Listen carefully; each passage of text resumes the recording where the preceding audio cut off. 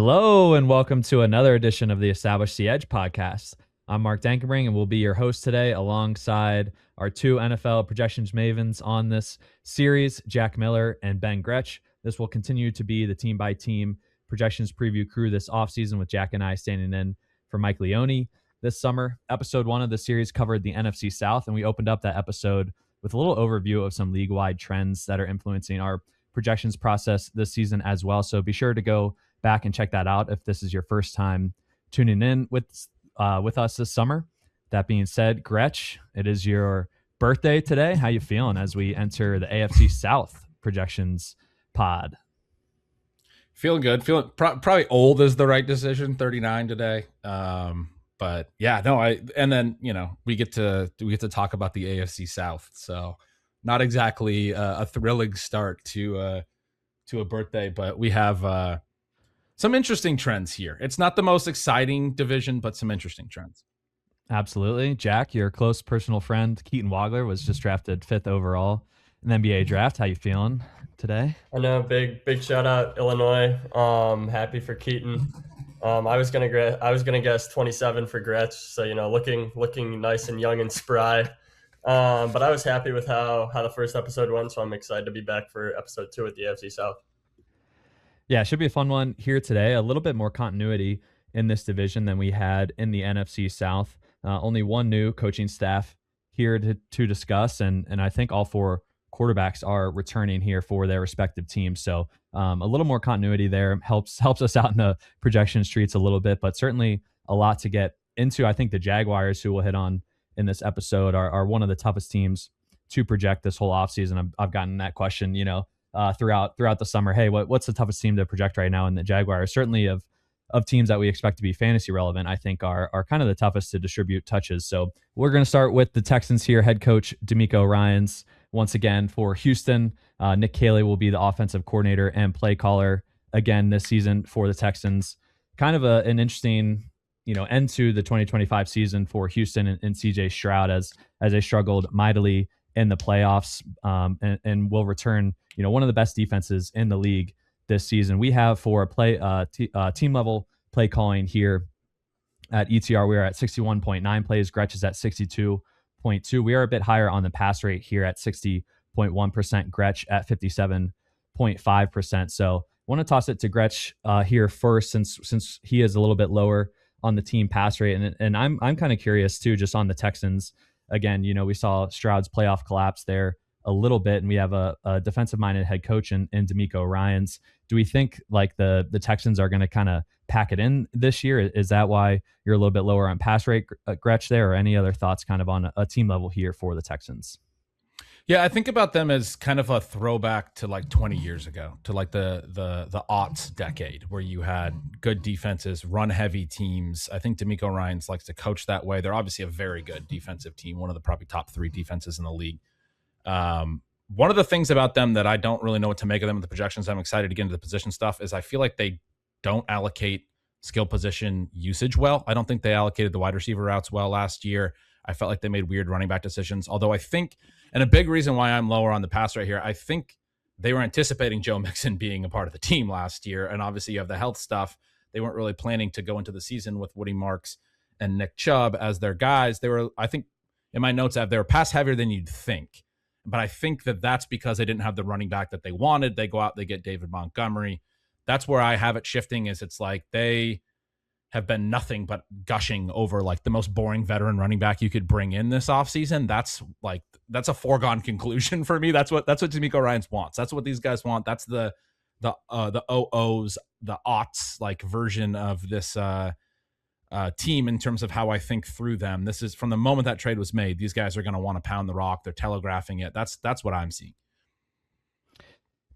It's going to be an interesting conversation, Jack, just because I think last year too, we got a little bit of mixed signals from the play calling as well. CJ Stroud was healthy to start the season. The Texans had a positive pass rate over expectation in 5 of their first 7 games with CJ Stroud. Then he suffers a concussion, misses 3 games, and in the back half of the season, they were negative in pass rate over expectation every single week until their last game against the Patriots. So last year they were at 60.3% pass rate. We are at 60.1% this season. They finished 11th overall in pass rate over expectation. How are you kind of viewing this Texans team level, approach this offseason, as they did bring in David Montgomery, as Gretch alluded to there?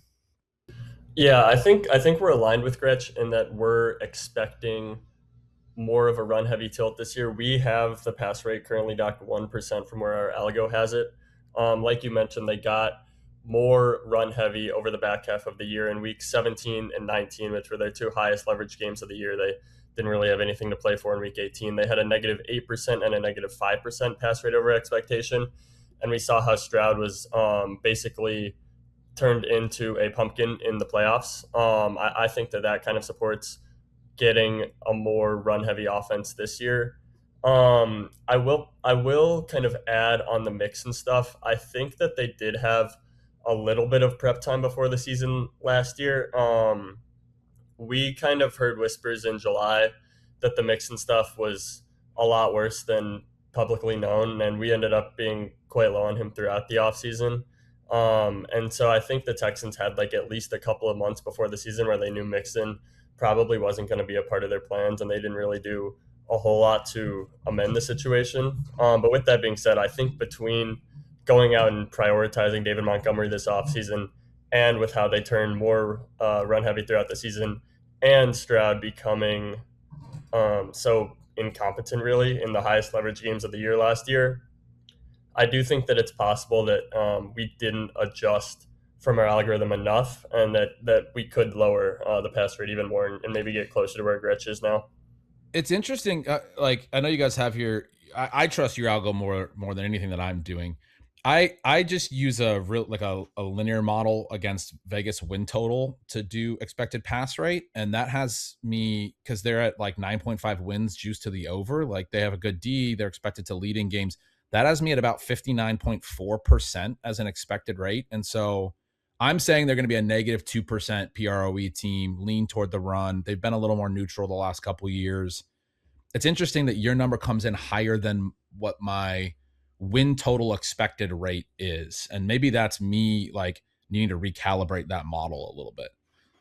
Well, we have an expected drop back rate as well, which is at 59.7% for Houston. Okay. And so even though our algo ends up a little bit higher on the final drop back rate, it sounds like we are pretty similar, at least in that single metric there.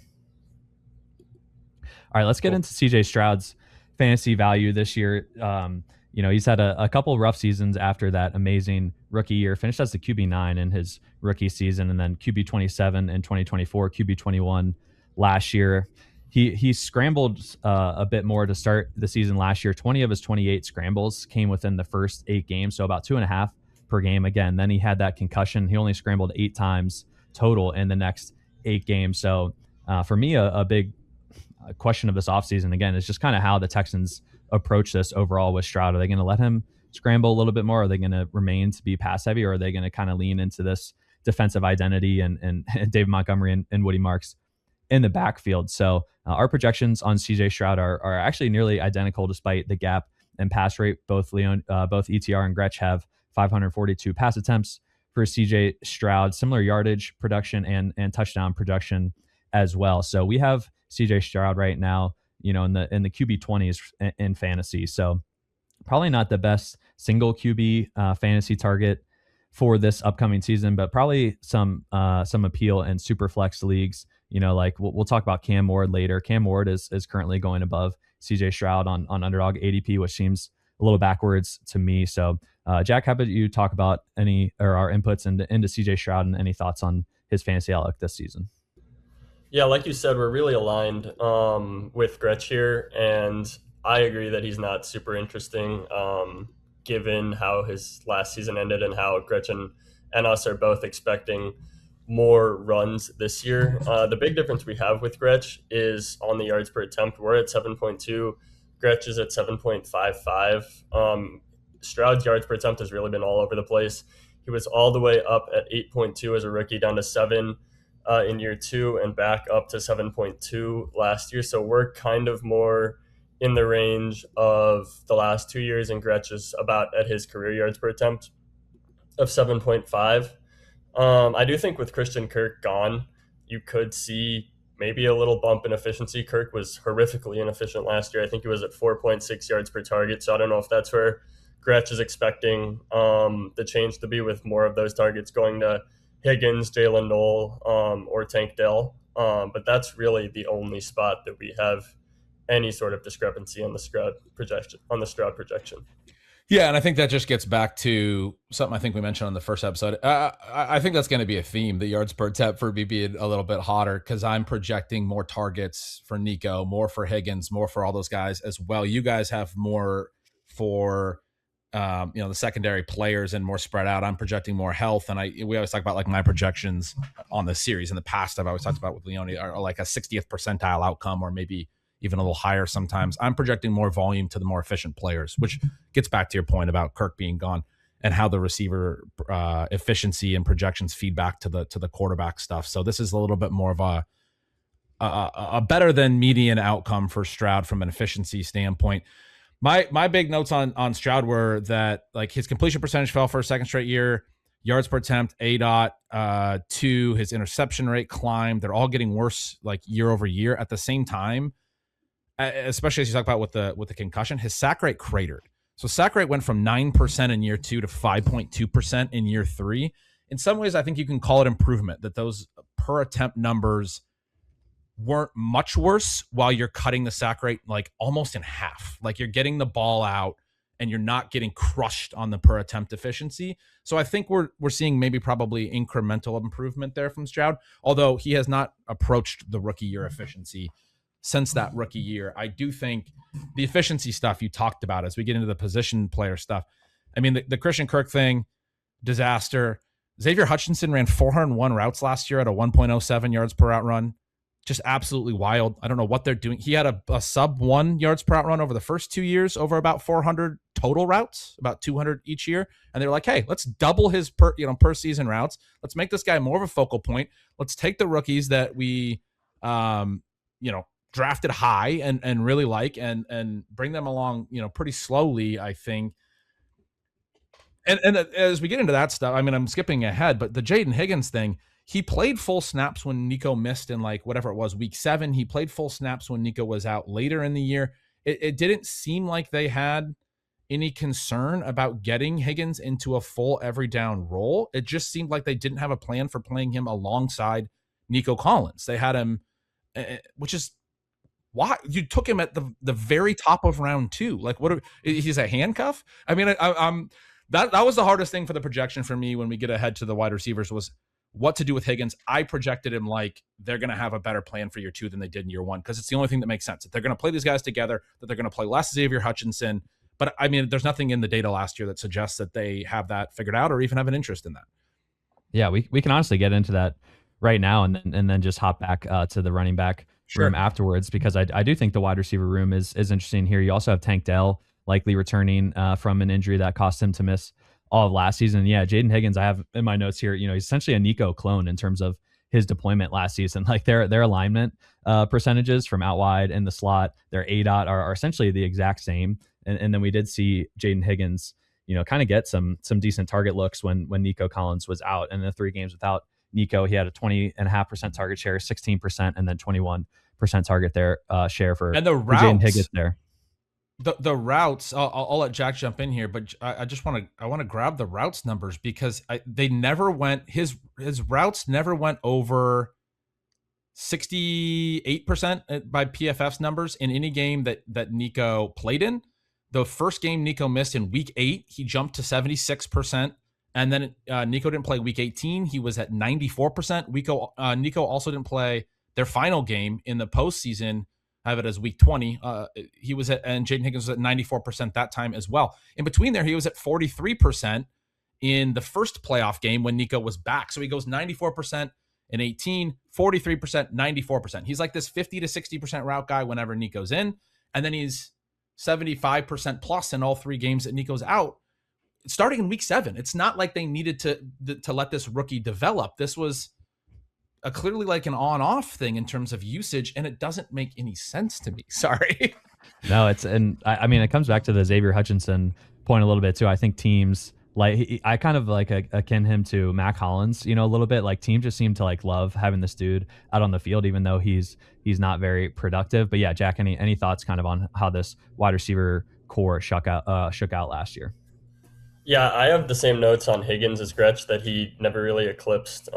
He was mostly in the 50 to 60% snap range when Nico was healthy. He did have 6 touchdowns on, I think it was 68 targets as a rookie. So, I mean, given his size, it makes sense that he's a red zone target. So it was at least good to see that. We're not projecting quite like a clear wide receiver 2 full-time role, but we are projecting a larger role than he was last year. So we're kind of middling it at the moment, to be honest. And part of that is because they have 2 other wide receivers who are at least interesting and should vie for snaps, and Jalen Knoll and Tank Dell. The Tank stuff is obviously pretty dependent on how his injury recovery goes. It sounds pretty positive. At OTAs, he was doing non-contact drills, and we'll see what he does in training camp in the preseason. He tore everything in his knee: ACL, MCL, LCL, meniscus, dislocated his knee, missed all of last year. So that's obviously a pretty unprecedented type of injury recovery we're looking at. So we're kind of in wait and see mode there. But the Jalen Knoll stuff, I thought was probably even weirder than the Higgins stuff, because Christian Kirk was so bad on a per target basis last year. Obviously, he had that one game in the playoffs, but Kirk was at 4.6 yards per target in the regular season, and they still decided to absolutely crush Jalen Knoll in the high leverage games. He played 9% and 8% of snaps in their 2 playoff games, while Christian Kirk's role grew. Knoll was their second most efficient wide receiver on a yards per target basis. The reporting on him has been positive this offseason. He's been called a standout of their offseason program. So we're kind of expecting more competency and Knoll to be that slot receiver that Kirk was last year. But it is a little bit of a projection or guesswork, I guess you'd say, after how much they crushed him in the high leverage spots down the stretch last year. No doubt. Go ahead. Yeah, go ahead, Gretch. Oh, I was just going to say the people that are really into wide receiver roles, I should note that I don't get that into wide receiver roles. My theory on it is you got to get the talent out there, and a lot of these receivers can play different roles. They can move around. There are some guys that are like, so there's probably people that are screaming at their podcast or their screen, if they're watching this on at their headphones or their screen, that the reason for the Higgins trends that I was saying is that they're both classic X receivers. You can play these guys together. There are ways to do it. I understand that there are some limitations, but to Jack's point, Knoll's playing a completely different position. He's a slot, and Christian Kirk was horrible. This gets back to the deployment thing that is so hard for me on a team level to understand, like, what they were doing across the board. And Jack's point earlier about the Mixon thing, where they did have a little bit of an advanced knowledge, and they were like, they were excited about Marks, but Marks did not have much of a rushing profile. When you draft that player, you're thinking pass downs, and he had an insane receiving profile, like reception volume throughout college, across multiple teams, but he really didn't have many reasons to believe that he could be a between the tackles grinder as a runner, and he wasn't throughout his whole rookie year. He had horrible stuff in terms of like evasion, breakaway rate, yards after contact, which was all in the prospect profile. And you had an old Nick Chubb, and that's so anyway, the deployment stuff and what they're trying to do, it just doesn't make a ton of sense. And then even getting back to the Higgins thing, if your issue is that he's an X receiver and you can't make him work with Nico Collins, then why did you draft him at the beginning of the second round when you have other needs? Like make other decisions. What I'm viewing this year, this is one of these teams we have to talk about the 12 and 13 personnel stuff as well when we move into the tight ends. I wanted to get your thoughts on Dell, because I'm projecting Dell, and I'm bouncing around, but I'm projecting Dell a little bit pessimistically because of all those quotes you mentioned. Like, he's working off to the side, even a full year back. His whole knee had to be reconstructed, as Jack talked about. So I have Knoll as kind of the clear number 3, although I don't have a massive role for Knoll, and I have kind of Knoll and Dell working off each other a little, but I don't know that really makes sense. I think I could get a little more optimistic in Knoll, and I like that take from Jack for the receivers. But I do think we're going to get a lot of 12 and 13 personnel, which then I think in some of those formations gets you back to like 2 classic outside wide receivers. And I think you can probably play Nico and Higgins as these like 2 outside wide receivers in some of those formations. I think they're going to roster a lot of tight ends. They already had Cade Stover and Brevin Jordan behind Dalton Schultz. They drafted a round 2 pick in Marlon Klein. They also added Foster Moreau. Both of those guys are like blocking tight ends. This is a team that like looks like they're going to go into that. That's another reason I moved the run rate. I think this is a team that's going to be one of the biggest to copy the trends of last year, the 12-13 stuff, and try to make it more of their base and really run as much as they possibly can. Because I think DeMeco Ryans wants to have his offense operate that way. And they don't have a good offensive line. They can protect Stroud better that way by using him more off play action and getting more blocking tight ends onto the field. Again, they acquired two, one in free agency, one of the most revered blocking, like veteran blocking multi-tight end set guys in the league in Foster Moreau, and then drafting another in round 2 in Marlon Klein. They're basically like, even if we have injuries, we're going to have a lot of depth at tight end. And so that's part of why I'm not as high on Noel. And whenever they talk about it in the offseason, they're still talking about the special team stuff with him.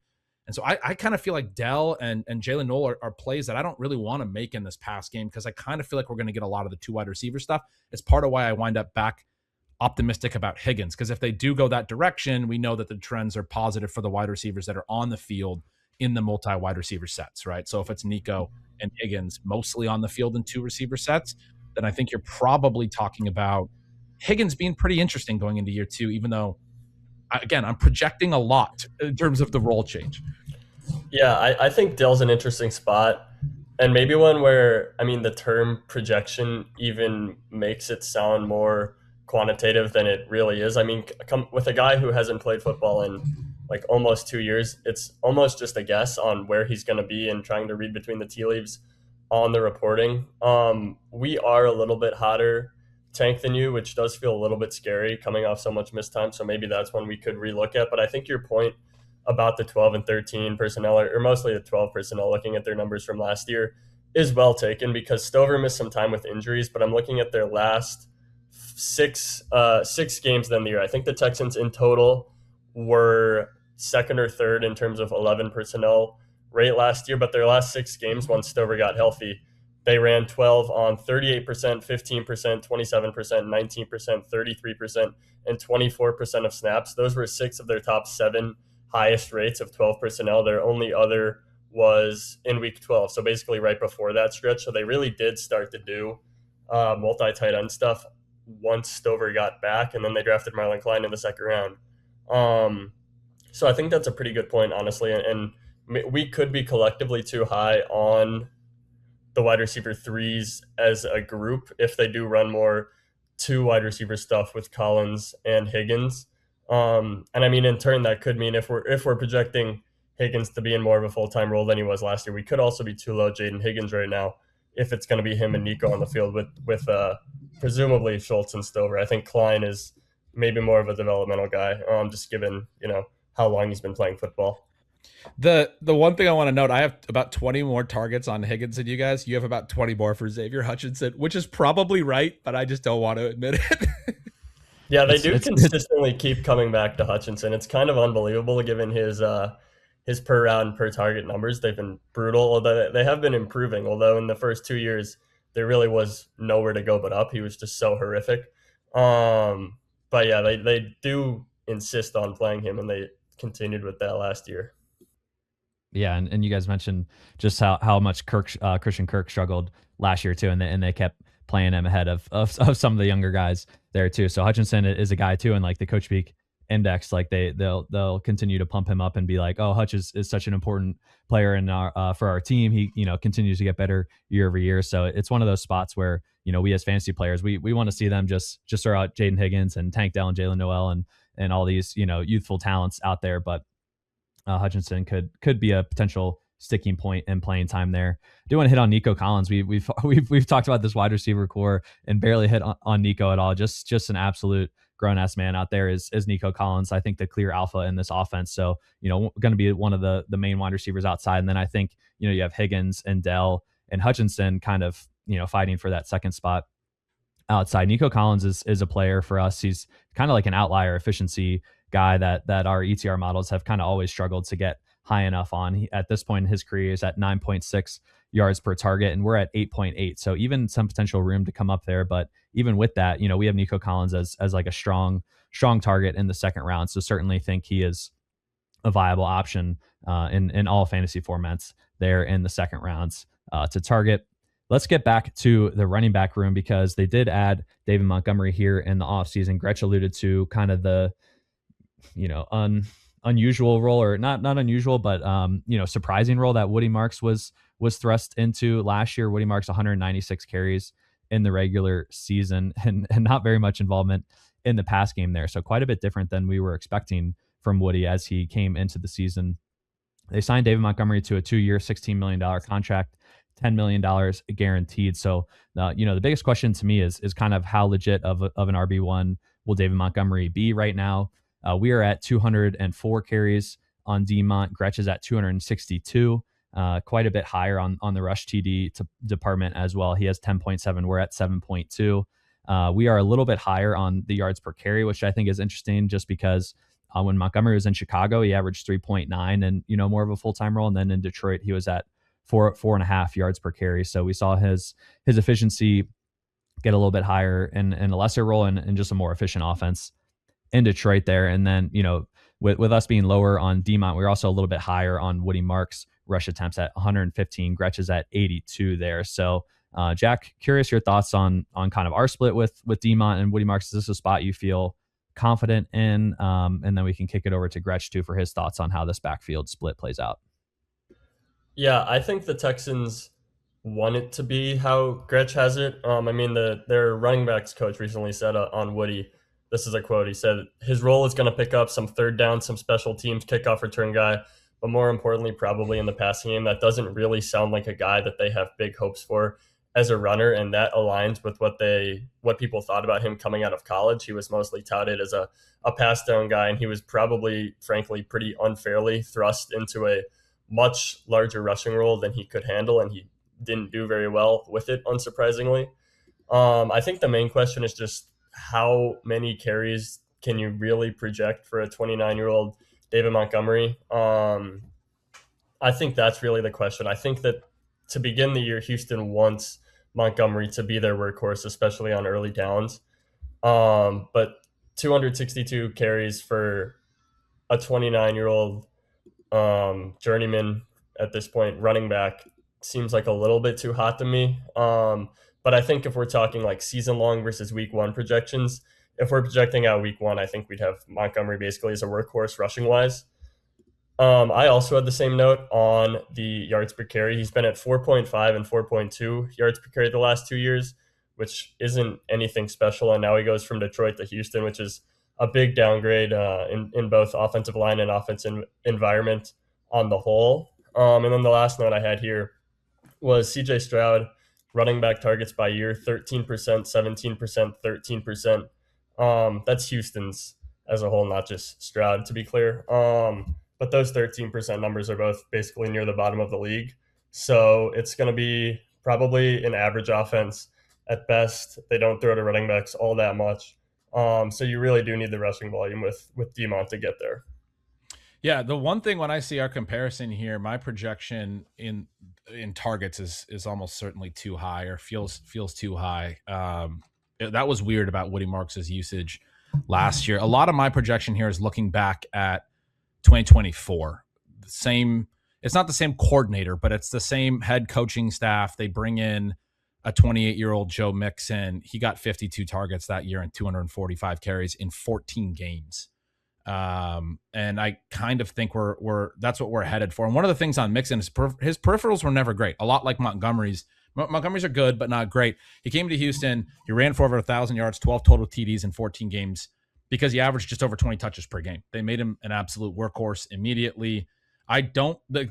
This is a dead zone back question. We talked on the last pod about multiple different dead zone backs. We talked about a guy like Buck Irving where he's younger and we like the talent, but we were concerned about the valuable touches. We talked about a guy like Chuba Hubbard where he lost some of the work last year. He's got a young, productive running back behind him where you can't even really feel great about the projection. He might get taken or overtaken throughout the season. We talked about some of the team level concerns about like how they score their touchdowns for some of these teams, even like a Travis Etienne who goes a little bit higher.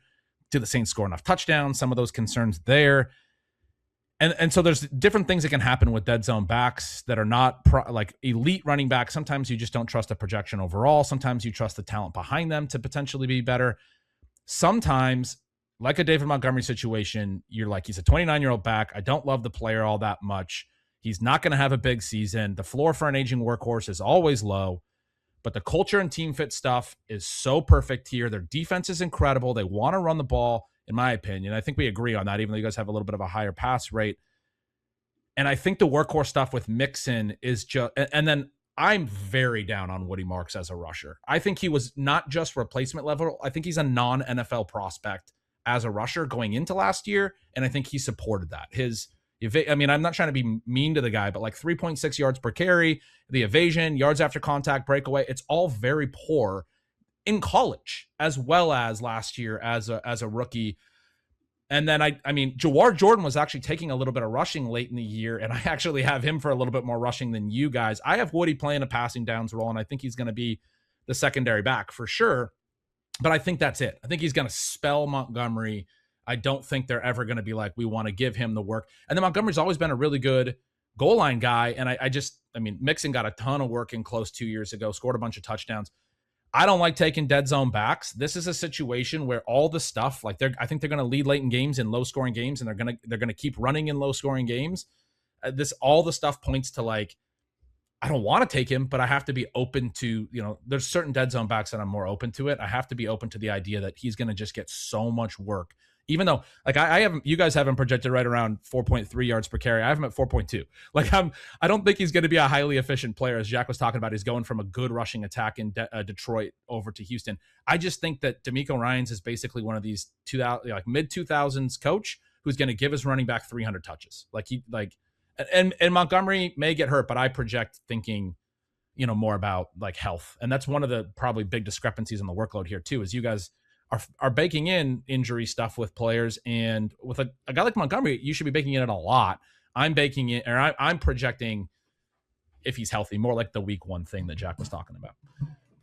The parallel there between David Montgomery that you mentioned and Joe Mixon, kind of when they were acquired, age wise, and obviously Mixon was in more of a featured role with the Bengals before he was acquired, but you kind of talking through that parallel and the comparison between the two and what the Texans are looking for, because even if they had some heads up last year on the Mixon, foot injury and where that would lead for the rest of the season, it clearly seems like a spot they wanted to address in the offseason. So yeah, if Demont was just thrust, right into the immediate workhorse role, I don't think that would be that surprising. So maybe a spot that we should probably come down more on Woody Marks' rushing output necessarily than bump Demont's. But I think certainly a big role incoming for Montgomery if he can maintain that health at least in the running game.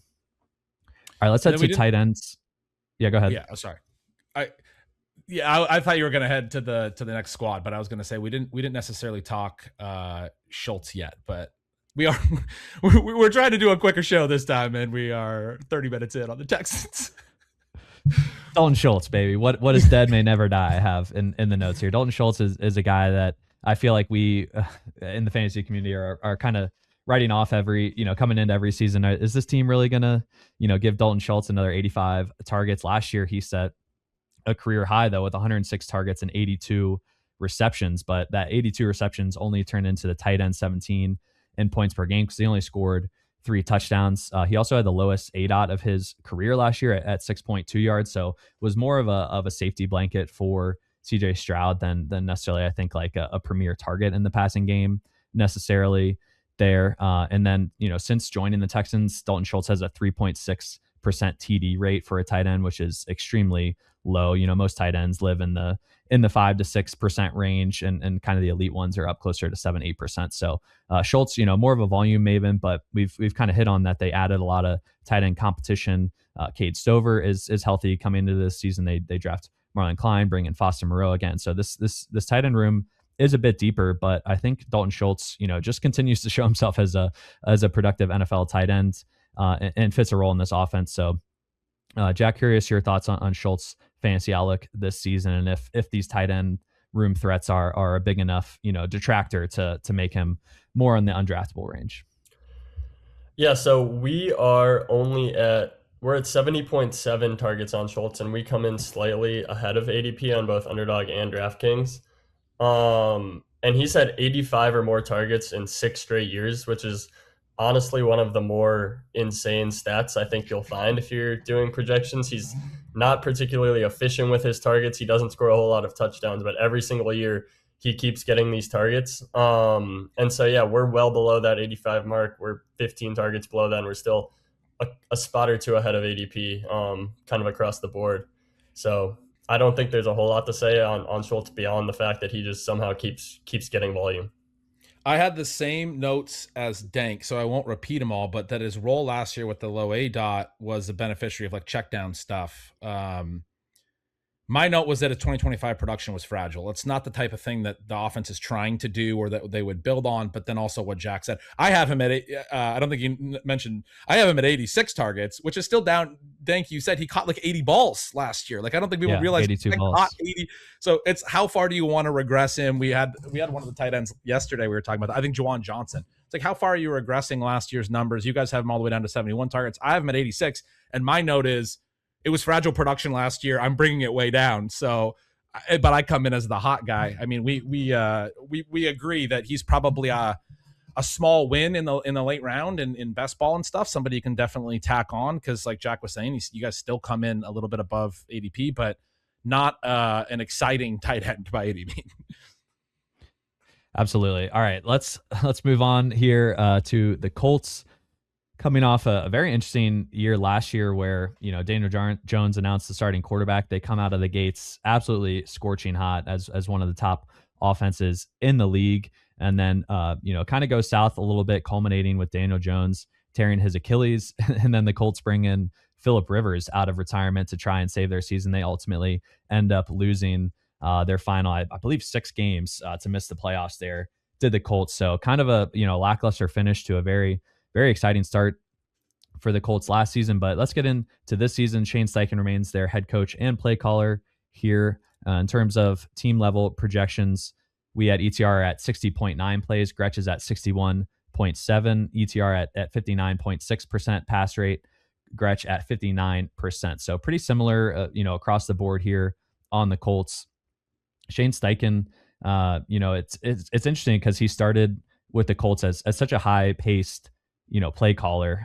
In their first season with the Colts, they were 5th in pace under Steichen, 9th in his second season, and then 27th last year in neutral pace. I thought was pretty interesting. So, Gretch, curious your thoughts on how Steichen approaches this upcoming season with Daniel Jones, coming off an Achilles, back at the helm, and then kind of the reduced pace we saw, which didn't really change much between Jones and Rivers. I will say it was pretty consistent throughout the season. So curious how you're projecting it to go in this 2026 outlook.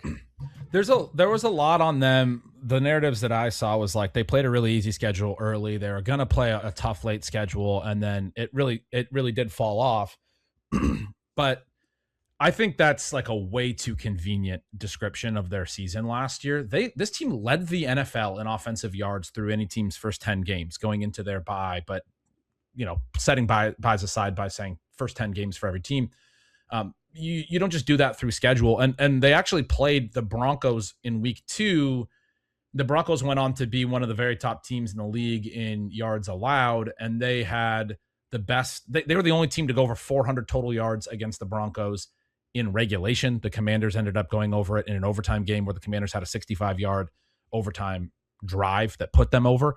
And they were at like 475. They were the only team that went over. Like, so the Colts, the one really like elite defense they played in that early part, they were very dominant against or very productive. I do think one of the things with the play volume, I mean, the pace thing is really interesting, but I do think their play volume was hurt by their own efficiency. Me and Leone have talked about this a ton over the years. This JT had a bunch of long TDs early. Daniel Jones' pass efficiency absolutely spiked as we get into that stuff. If you're regressing that stuff out, because you are in a projection to a certain degree, especially the Jones passing efficiency, I think really hard to imagine he can be as good as he was, because as we'll get into, his numbers were fantastic last year. I think people are like, Daniel Jones was a little better. I mean, his yards per attempt was over 8, and he had never been over 7 in a season. We're talking about a full yard plus. Completion percentage at a career high. Pass TD was at a rate was at a 6-year high. And now you're talking about, can he push the ball down the field coming, off an Achilles? He's got that right Achilles issue. I'm really pretty concerned about the fact that it is the push off leg. We saw like Kirk Cousins struggle pushing the ball down the field coming off of that. Aaron Rodgers has been knocked for not pushing the ball down the field coming off an Achilles. I do think that's a real thing. But again, if you regress out the efficiency on some of this stuff, I do think you're probably expecting them to just run more plays as their drives take longer. You're not getting as many long touchdowns. You're probably not projecting Jonathan Taylor for 5.7 yards per carry, which is where he was at when Daniel Jones got hurt. I mean, this guy was, everyone was saying he's this year's Saquon from the year prior. So there was all these things that I think were a lot better about the Colts than I think people remember because of those final 6 or 7 games coming. And then one of the things I always hear as well about this was like they were already starting to fall off after they came out of the bye. They got 2 games with Daniel Jones out of the bye. They lost to the Chiefs in overtime, and they lost by 4 to a Texans team that has one of the best defenses in the league. They were the first 2 games that the Colts offense didn't hit 300 total yards. They had hit 300 total yards in each of their first 10 games, but they missed it against the Texans by like 20 yards. And you have games like that. They came out against the Jags. They had a 60-something yard touchdown drive in the first quarter, and then Jones blows his Achilles in the first quarter of that game. I don't think you can be like, oh, they were definitely due to regress. They had a 10-game stretch where this was the best offense in football. I think that's really interesting. Yeah, the Daniel Jones outlook is certainly interesting in fantasy this year as well, just because he's going QB 25 right now on Underdog. Before his injury, he was at the QB 12 in points per game, and that was without rushing very much. Last year, he had a career low in rush yards per game, 12.6 rush yards per game. In New York, he had averaged 31 rushing yards per game. So almost like cut in third there was his rushing output. He was still scrambling a little bit, but did not have the design runs under Steichen, and got to assume those are not going to return this year coming off the Achilles. So you are kind of relying on a pocket passer with Dimes and a bit of a scrambler, but the efficiency outlook, I don't know. Yeah, go ahead, Gretch.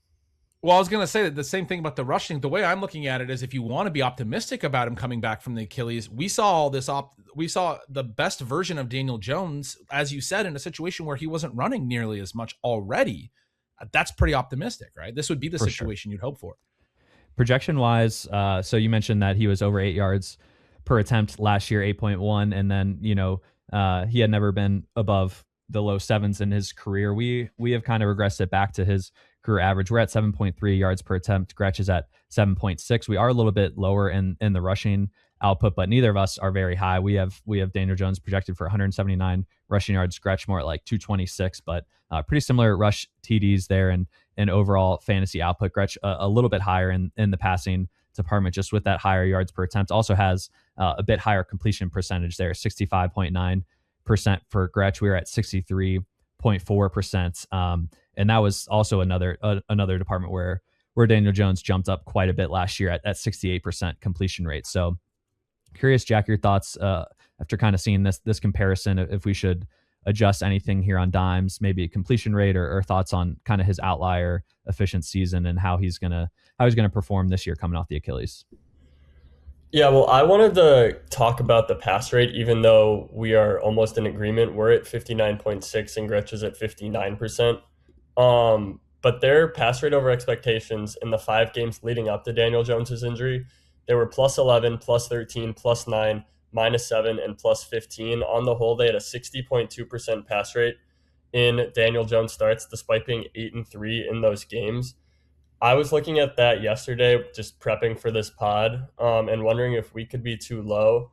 And I'm not really surprised that we're both in this like 59 to 60% range, because philosophically, it doesn't really feel very good being all that high on this Colts team with Jonathan Taylor running back, with a quarterback coming back from an Achilles injury under center. But if you look at the numbers last year, once Steichen developed some trust, I assume, in Daniel Jones' ability to lead a hyper-efficient offense, like Gretch was saying, they did become pretty pass-heavy. So I wasn't sure if maybe we could be even low pass rate. But, I mean, the 2 years before 2025, with vastly different quarterback situations, they had Anthony Richardson start 11 games in 2024, and they were below 56%. The year before, they were a little below 59%. So I was a little bit uncertain on this pass rate, despite the fact that Gretch and us are basically in agreement. I had the same. I noticed the same thing in terms of how pass heavy they had gotten right before Jones got hurt. The main reason I had this a little bit on the lower side is just that he's returning from an injury, right?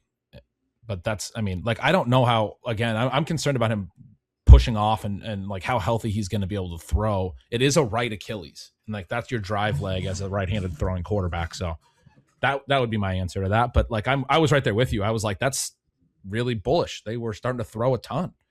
Yeah, and just anecdotally, the Colts did jump out to a bunch of early leads, like in those games, I think, and so the expected pass rate in those situations is going to be lower. So the fact that Shane Steichen was still dialing up the pass plays in the first half, I think is probably why the PROE numbers look so positive. And then I know too, just like dating back to our NFL props stuff, we were showing a lot of pass attempt overs on Daniel Jones because of those pass rate over expectation numbers. And like he would, it'd be like 29.5. He'd have like 26 at halftime and then, only throw like 5 times in the second half. It was insane. Like we had some insane sweats where through 2 quarters, it looked like, oh man, he's going to like double this line. And then they'd absolutely park it in the second half. So I think the game script element there of just how successful they were early on in the season kind of can skew those, pass rate over expectation metrics a little bit. But, Steichen, I do think is in the ball knower sense of like, let's pass to get the lead and then run to win the game kind of thing,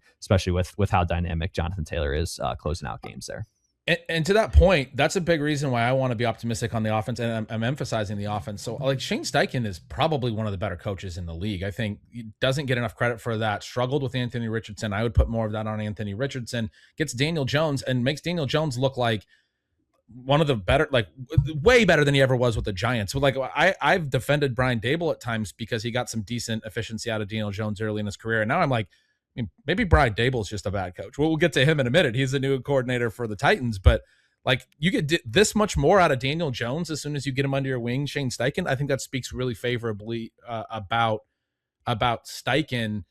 I'm really interested with you guys about the receivers here, how you guys are doing the receivers, because only 6 guys in the offense hit 100 routes last year. So that's another big thing that he did was he concentrated things. They used to rotate the tight ends a lot with the Colts all these years.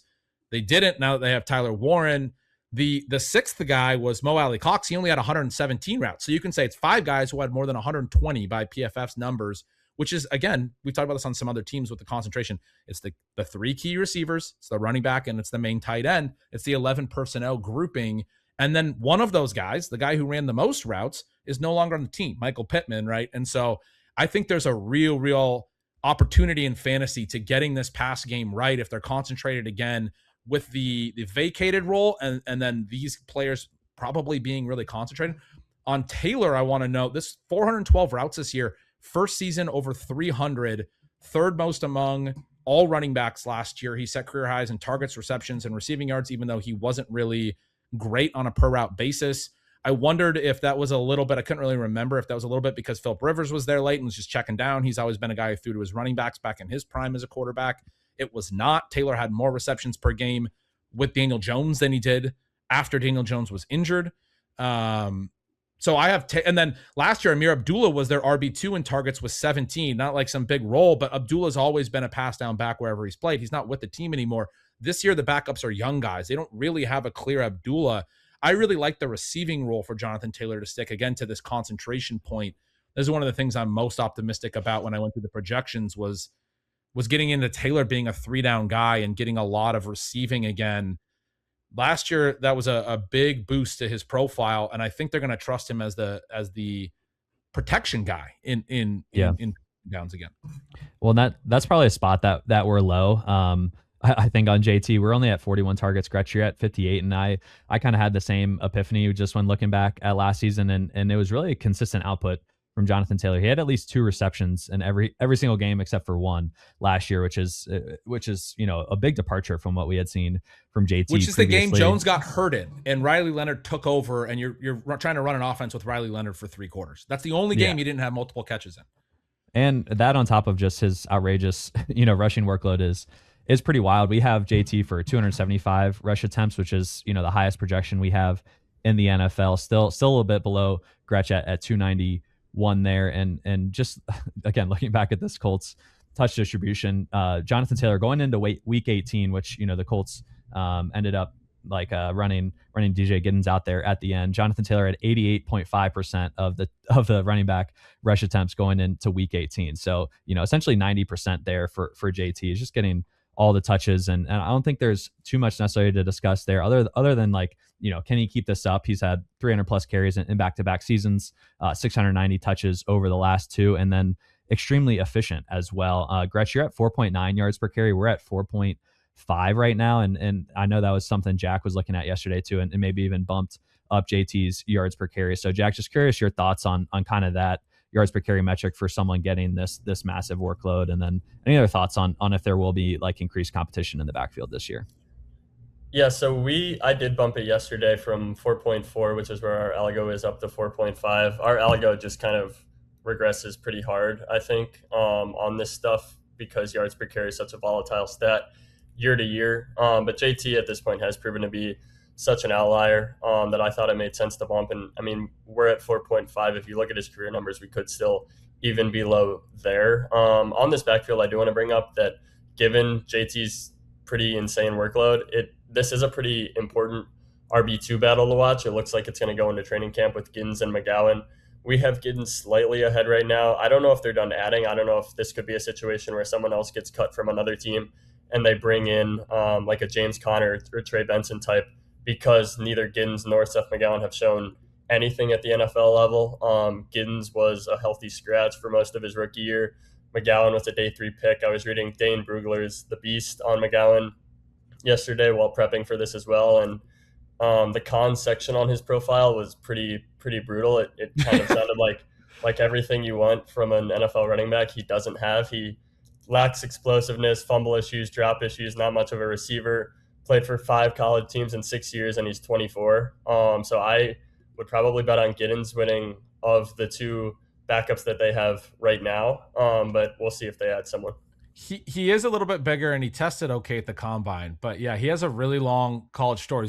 He started at Oklahoma. I think he was like a decent prospect out of college. He actually got some real work at Oklahoma as a true freshman, but then got dismissed and had to play at other schools. And then he winds his way back to New Mexico State 4 years later, then Kentucky. The one thing I noticed in looking through it, which is going to be a little bit more numbers based than some of the things you just said, is that if you look at his evasions and his evasion numbers, his yards after contact per attempt, some of that stuff, it really fell off in the SEC last year. So there's also this thing where he actually looked somewhat intriguing, in a small sample in Oklahoma in 2020. And then the more recent stuff after this long journey, he doesn't look as intriguing at all. It's a lot of the numbers are not as good. And so, yeah, I'm with you. I think Giddens had the more straightforward. He actually had a really fun collegiate profile, although it's just tough because it's they didn't use him a lot last year. And so it seems like maybe McGowan as the new guy has a chance, but yeah, I'm with you. We actually have really similar splits, which is very close, but giving Giddens a little bit more of the receiving, really close on the rushing, giving Giddens a little more of the receiving. But I'm with you.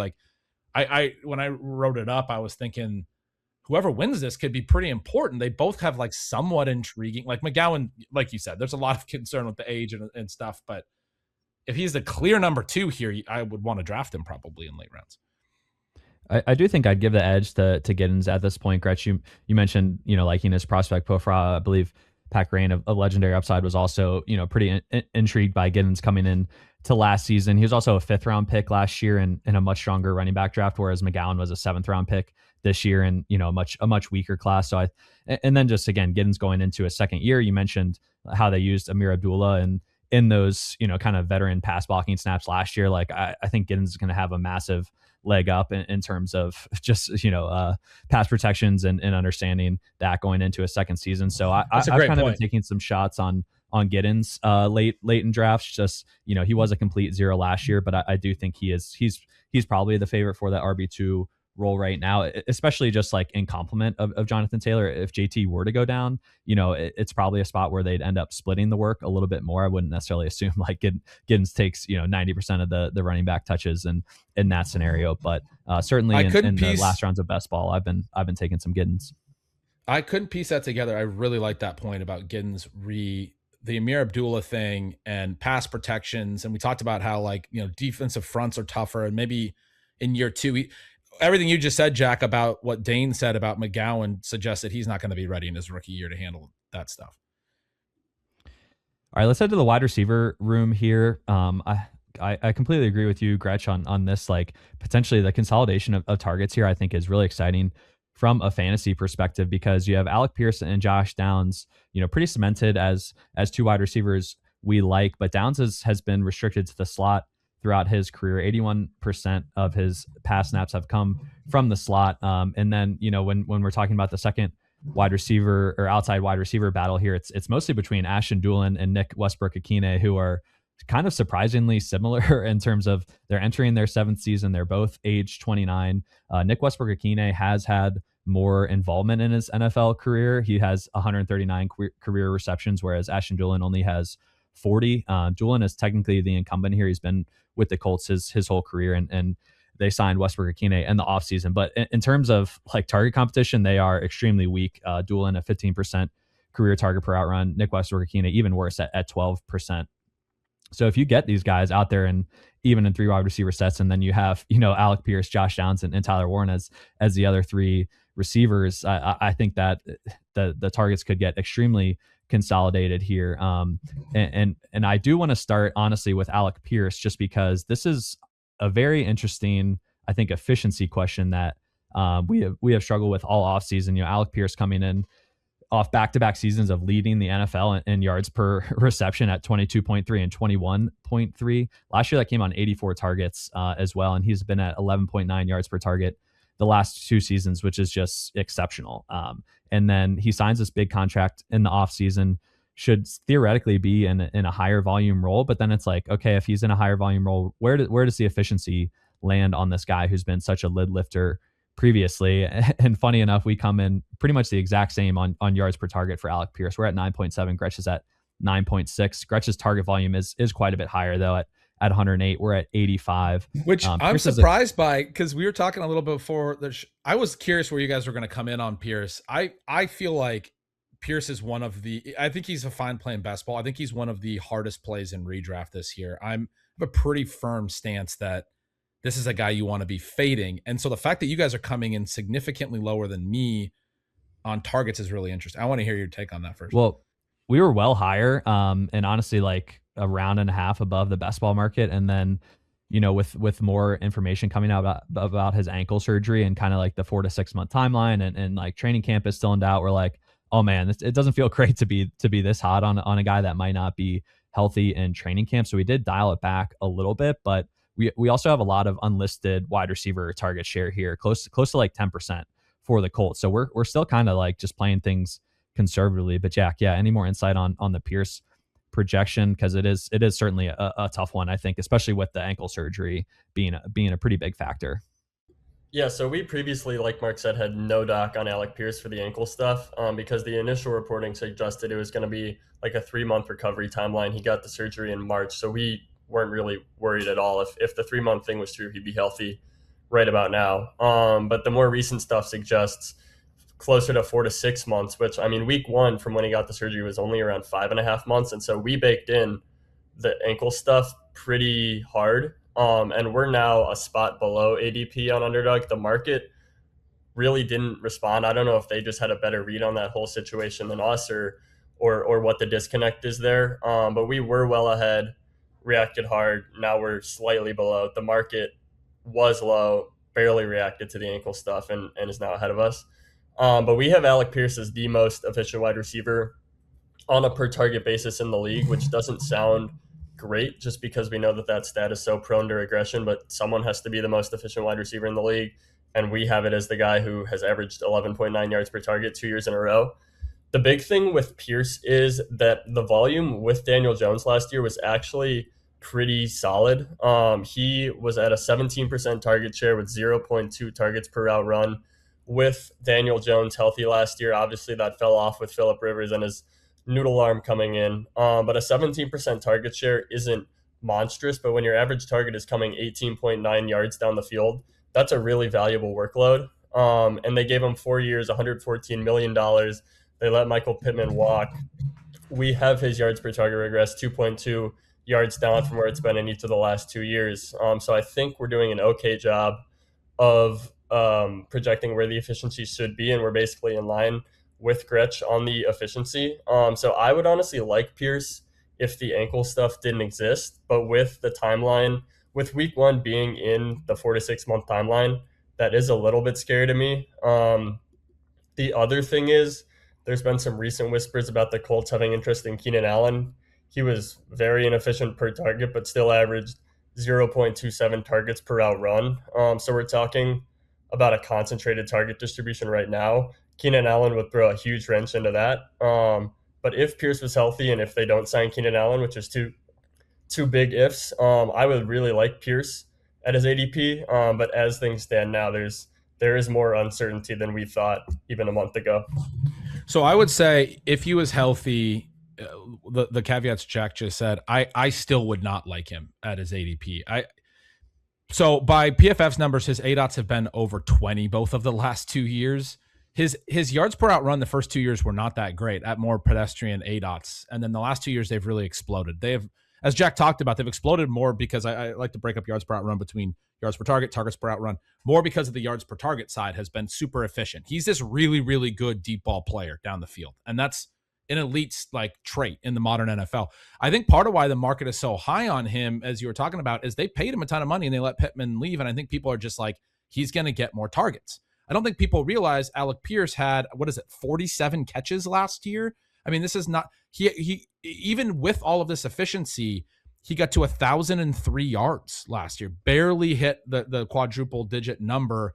Now he's the high paid focal point that's been really efficient the last 2 years. That's what defenses are trying to take away, is the vertical efficiency. You guys talked about the efficiency being really tough. One of the biggest things is deep ball efficiency is not very sticky year over year, and it influences these big explosive plays, influence yard per target and yards per carry so much. That's why we regress those numbers, because they aren't sticky. One of the reasons I'm so hot on Jonathan Taylor's efficiency is I just think he's probably one of the best big play running backs in the league. It's hard to be like, he's not going to do that. And again, with Daniel Jones at QB, he was at like 5.7 yards per carry. He was doing it a lot when they had a competent passing game. He had like a 3.2 yards per carry once the passing game got to Phillip Rivers level and you had no threat to throw the ball. Pierce, I do think, is still going to make big plays. When they talk about him this offseason, they emphasize the explosive plays and the downfield ability and winning contested catches, which is all very important. But I think for him to be a really meaningful pick in fantasy, outside of maybe best ball where the spike week stuff matters, you need his ADOT to come down and get more in the intermediate range. As far as those really high ADOTs, to put them in context, I went back, one of my spreadsheets goes back to 2014.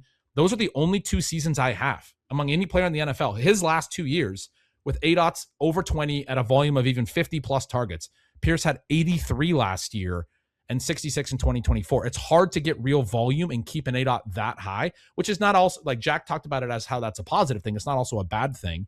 But even if you expand that cutoff down to like 17 or higher by PFF's numbers, Pierce's 1,003 yards last year are the second most, behind only a Sammy Watkins season that had 1,047. It's really hard to have an 1,100, 1,200, 1,300 yard season if you're not getting short and intermediate targets at all. And then the question is, does Pierce have that in his skill set? And I don't know that we should assume that he does just because he got paid. I think the Colts paid for something that's better in real life football, as we often talk about with these deep guys, than in fantasy football. Even if they only paid for him to stay in the same role, I think they did it right, because that's the thing that tied their whole scheme together. They have guys that can do the underneath stuff. What Pierce is able to do and be efficient on deep vertical stuff is one of the most important skill sets in the modern NFL. It's why I think Christian Watson got paid this year. It's why I think Carnell Tate went in the top 5 this year. This skill set drives offensive schemes. And my big question for Pierce, if you do think he's going to get a bunch more targets without Michael Pittman there, is then who's going to run the deep routes? If he starts running a bunch of intermediate routes, do you think Ashton Doolin's going to do that? They drafted that Deion Burks guy who's really fast. He was like 3 picks away from Mr. Irrelevant. He was one of the very last picks of the entire draft. It would make no sense to turn Alec Pierce into something else when that's why you paid him, because he's elite at that exact skill. It's very valuable to everything else that they're trying to build in a scheme, to be able to stretch these safeties, and what the defenses are trying to stop is these big plays. But to his efficiency, which I'm also still projecting really high, as you said, the deep efficiency is really hard year over year. He's not going to creep up on any defenses now, especially with Pittman not in the offense. He's going to get more double coverage. They just paid him a huge contract, and he's been super efficient on deep plays now 2 years in a row. This is why it's hard to sustain over multiple years. You get a reputation. Defense's game plan for you. And 3 is Daniel Jones has a right Achilles injury. Is he going to be able to drive the ball down the field like Kirk Cousins has had issues with and Aaron Rodgers has had issues with. I have real concerns about the stuff that Pierce has actually done to win being sustainable. I think you need him to do a whole bunch of other things that I don't know that he can necessarily do. And then on top of that, as Jack said, you have the rehab of the ankle injury. I'm adding the ankle injury on top of all of these other concerns. Yeah, I think the volume with Daniel Jones last year was a little bit underrated. Part of this was that the Colts were in 3 in Daniel Jones games, so Josh Downs wasn't on the field as much because he was purely a slot receiver, at least as of last year. But Alec Pierce had a higher target share than Josh Downs. With Daniel Jones last year, he averaged more targets per game. The route discrepancy is really driving that. Downs was far more efficient at earning targets on a per route basis, but Pierce was just out there so much more than Downs that I think that people probably don't realize that he had a 17% target share with Daniel Jones last year. When we were projecting stuff on a weekly basis, it felt a little bit uncomfortable projecting Alec Pierce for the targets we were projecting him for. Because he hadn't really done it in his NFL career before that. I think in 2023, he was at like an 11% target share. 2024, I think 14%. And then last year with Daniel Jones, 17%. Then he was just completely dead once Phillip Rivers was under center. Because I love this point. It's probably what I'm missing. Was he, in terms of like, because I was maybe looking at the full season numbers too much when I say that he only had 1,003 yards. Was he productive enough to justify the ADP? Because part of what I'm seeing is like his ADP is pretty high now for a guy that was like 1,000, like right at 1,000 yards and didn't catch 50 balls. Especially you start talking about PPR leagues. I feel like I don't want to pay that. I don't feel like there's like a real ceiling to this profile. But was he much more productive than the cost? So with Daniel Jones last year, he only was on pace for 55 catches, but 1150 yard pace. Okay. And his targets per route run with Jones last year was 0.2. With Phillip Rivers, which was only 97 plays, it was 0.11, which I think kind of aligns with what, I mean, if you watch the first quarter of Phillip Rivers' first game, it was very obvious that Alec Pierce was just not at all a match for what they were going to do. Right. Yeah. So there were monster splits with and without Jones last year. But I think the point you have about potentially Jones being able to not drive the ball down the field would be something that maybe we haven't considered as much. And if the Achilles does impact his ability to push the ball downfield, that would be pretty catastrophic for Pierce. Yeah. I think the big question here is just, does the Alec Pierce route tree and profile change at all? It sounds like Gretch is not a believer that it will. Again, just kind of, he got that contract to bring the value that he has been bringing as probably, one of the best deep threats in the league at this point in time. I think the market is probably assuming that just since he got 114 million, 84 million guaranteed, that's probably because the Colts want to make him a more featured target. Right. And, it's just hard to know if that's going to be the case. And I really think this is one of the most like unique, interesting profiles to discuss this offseason, because not only is he going pretty high in fantasy drafts, Nate Tice and Greg Rosenthal drafted like the top 32 wide receivers they'd want this upcoming season. And they had Alec Pierce at 29. And they were kind of arguing like over who would be able to draft him at that point. They both love him. So like, ball knowers like Tyson and Rosenthal are in on this guy.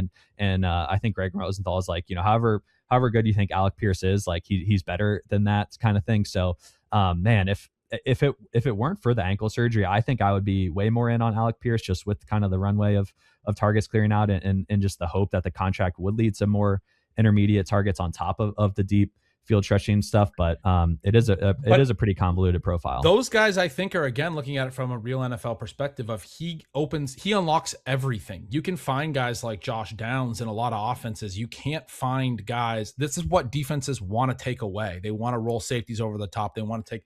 So as far as the intermediate stuff, again, the question becomes if he's getting more intermediate volume, who's running the deep stuff that opens up that space? I don't know. I mean, I do think Pierce's ADOT's going to come down, but Pittman's vacated role, 8.4 ADOT last year, 9.1 yard, 3-year average.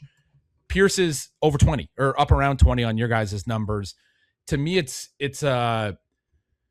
I don't know how the scheme even works if you're deciding that Alec Pierce is now Michael Pittman. That's not what you pay him for. That's not how real football works. And I don't think that's what Nate Tice or Greg Rosenthal are saying. I think they're saying he's great at what he does. And that's where the Keenan Allen and his 0.27 targets per route run last year, that's where that kind of gets scary, because it would make sense for them to sign a player like that and keep Pierce in the same role. Even if they want to get a couple more targets per game with the money they just paid him, it still does make sense for them to sign someone to be like the underneath target hog like Pittman was. Yeah. All right. I think we just did 10 minutes on Alec Pierce, which is just... He's one of the most... I've been writing this stuff up, and I wrote way more words on him than anyone else. He's one of the most interesting players this year, for sure. It's just wild. Shout out to us for that. But we do have to move along here too. Let's talk through Josh Downs and Tyler Warren here. Josh Downs, I feel like it's just constant buzz on, is he going to play in 2 wide receiver sets? Again, I don't think it's necessarily like the huge determining factor for him. Obviously, we want him on the field as much as possible, but if that third wide receiver is Ashton Dulin or Nick Westbrook-Akina, the targets per out run for Josh Downs could be pretty elite this season. And then with Tyler Warren, he did have some pretty demonstrative splits with Daniel Jones and with Phillip Rivers last year as well. Once Daniel Jones went down, Tyler Warren only caught 16 of 28 targets, 57% catch rate there for 118 yards, 0 touchdowns on those. In the first 12 games, he caught 74% of his targets for 684 yards and 4 touchdowns. So I'm not sure if that was, defensively scheming up to take away more Tyler Warren, if they kind of caught the league by surprise a little bit with how they deployed him early on, or if just, kind of aligned with the whole collapse of the Colts offense in general. But I do think Josh Downs and Tyler Warren, assuming Keenan Allen or another free agent wide receiver isn't signed, have a very clear runway here for volume. So Gretch, going to toss it your way on these two, Downs and Warren. And for projection clarification here, we are at 101 targets on Josh Downs. Gretch is at 127 on Tyler Warren. We're at 106. Gretch is at 119.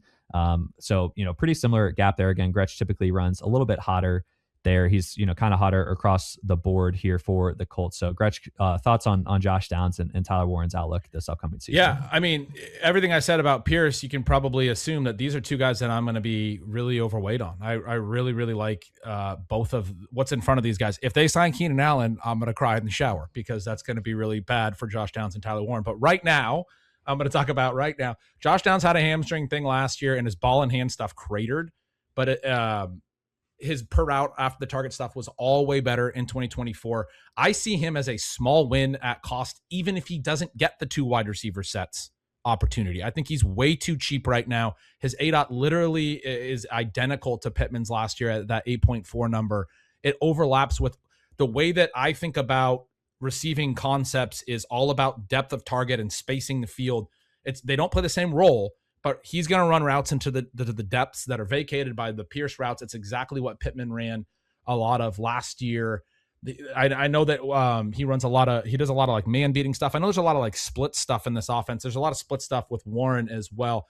I kind of want to zoom out and just be like long view on these guys. Downs had a really good prospect profile, had a really great 2024, 27.9% targets per route run that year on limited route volume. Last year fell to 22.2%, but again, had a little hamstring thing in the preseason. Really high on Downs, where I think even without the 2 wide receiver sets, he's got to be a big volume earner. And then if he does get those 2 wide receiver sets, which we're talking about Ashton Dulin, Nick Westbrook-Akina and those things, I think Shane Steichen's a smart coach. I've been wrong on the 2 wide receiver sets stuff before, but Michael Pittman leaving is a clear thing. And there may be a market edge here where people are like, this slot guy cannot play in 2 wide receiver sets. And this is the spot where it actually hits, because Michael Pittman leaving is a spot where Josh Downs could start to get like Amon-Ra St. Brown is a slot guy who plays in 2 receiver sets. There are guys that do it that are smaller dudes. It's not impossible. This may be the spot where it actually hits. So I'm really into Downs. And then on Warren, you said it. Great production early when the offense was at its best. Intent from Shane Steichen to feature him early when he had Daniel Jones and everything going right. And then it didn't work out late. And people are like, they're like, I think the gap between Loveland and him is weird. I would have Loveland higher, but this guy was 3rd at tight end in targets last year as a rookie, tied for 6th in receptions, 5th in yardage. You're talking about a rookie tight end with 1st-round draft capital. Wasn't long ago we talked about rookie tight ends as not being able to produce in year 1. This guy had top 6 across the board volume and production, other than touchdowns. And then I want to zoom out and say he had a good profile, and he's a rookie tight end. he's a first round pick as a rookie tight end last year, then I just want to bet on him trending upward toward year 2 as they get this offense ready for a new season without Michael Pittman. He's going to be a huge part of it. The down stuff on the 2 wide receiver sets, a little more concerning. Warren is the clearest beneficiary to everything that I said. With if you're right about Pierce, you want exposure to Tyler Warren. He's got to be the answer as a big part of what you do in the short and intermediate range. Yeah, and right now in ADP, we are a little bit behind both Downs and Tyler Warren, about 3 spots on Underdog, and it is a little bit more pronounced on like FFPC type site, especially on Tyler Warren for tight end premium scoring there. So Jack, I mentioned kind of at the top, we do have a decent amount of unlisted target share for the Colts. Again, we're towards the end of June, so we try to kind of siphon that off slowly as the season comes closer here. But Downs and Warren are a spot I do think we could potentially bump up, just given their targets per out run with Daniel Jones last year was second and third on or Downs was first, and then Tyler Warren was third behind Michael Pittman there. So curious your thoughts on potentially adding some more volume there to Downs and Warren for us. Yeah, it really does just come down to what percent probability we assign to them signing another wide receiver. I think if it gets to the end of August, and I think that most of that unlisted would go to Downs and Warren, pending the Pierce ankle recovery stuff. I don't think, honestly, that I'm enough of like a ball knower to know how Downs would fare on the outside. And so I'm just kind of reading the news there and like trying to react rather than predict. It sounds like they're going to try him on the outside, but there's been some stuff recently from OTAs and stuff that Ashton Dulin might be the favorite for that job right now. There is a big difference in size between Downs and someone like Amon-Ra St. Brown. Downs is 5'9", 171, or at least he was at the combine. Amon-Ra was 5'11", 197. So I do think that there's some risk that they can find him in the slot, but like Gretch said, with Pittman gone, he should just get a ton of targets. The target per route run should be massive if we're talking a 3 wide receiver set and Ashton Dulin and Alec Pierce are on the outside. On Warren, I think that it's really the same thing. He should get as much volume as he can handle. The targets aren't all that valuable, especially if you're not in a full PPR league, because his ADOT last year was only 5.4. The other thing I had on Warren that I just thought was worth mentioning is that he does have some tush push equity, so you could get like rushing touchdowns and stuff. But in general, I kind of agree with everything. Daniel Jones Gretch had said. like 5 rushing TDs last year and is coming off an Achilles. So I gave him a huge rushing TD rate. I have him for like 0.6 rushing TDs on like 6 carries. But I'm with you. I think that's a real thing for Warren too. I want to say that I didn't know about the Keenan Allen thing until we started recording this. I'm a little bit out of the loop. I had a big note that there's intent for both Downs and Warren in the decision to let Pittman go. If they go and sign Keenan Allen, then I have to reconsider that intent point. Also on Dulin, he's been with the team his entire career, never run more than 120 targets in a season. So I'm skeptical that he's going to be the answer. Yeah, so I don't think it's like super far along if Keenan is going to join the Colts, but the Athletics' James Boyd basically said they could consider signing Keenan Allen. I think there was an ESPN article that alluded to the same thing. I don't know how much of it is news versus speculation. The Roto World blurb says that Allen played under Steichen when Steichen was calling plays with the Chargers, so there's a little bit of familiarity there. But yeah, it's just something I wanted to bring up because it would throw a decent sized wrench. I don't know how much I might be overstating the credibility of those rumors.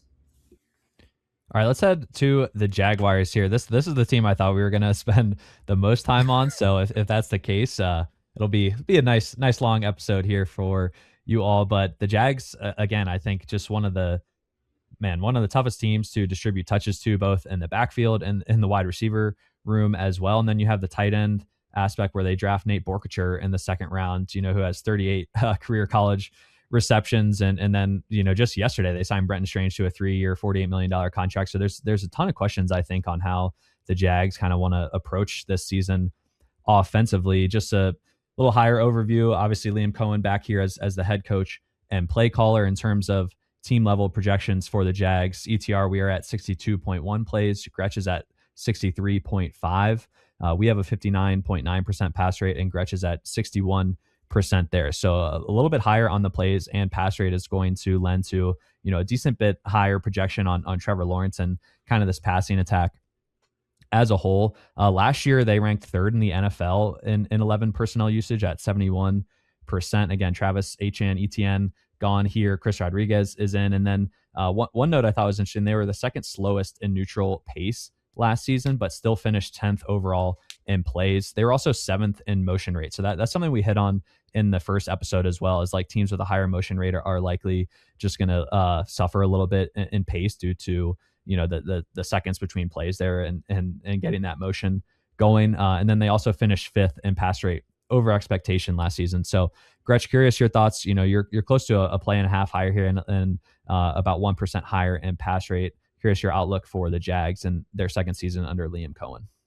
You said 10th in play rate. I assume it's a difference in like kneels and spikes and stuff, because you guys look at the stuff that's actually relevant and I look at the official numbers, but I think they were 4th in official plays. It looks like everyone from like 3rd to 10th was within like 10 plays last year. So that's probably a discrepancy there, but definitely we're high in play volume, even though I have the notes that they, weren't as fast in pace, but above average PROE. And I think they're going to be an efficient enough offense and an offense that moves the ball that's why I have them running a lot of plays. But as you said, I mean, the big story here is just they're the hardest team to project.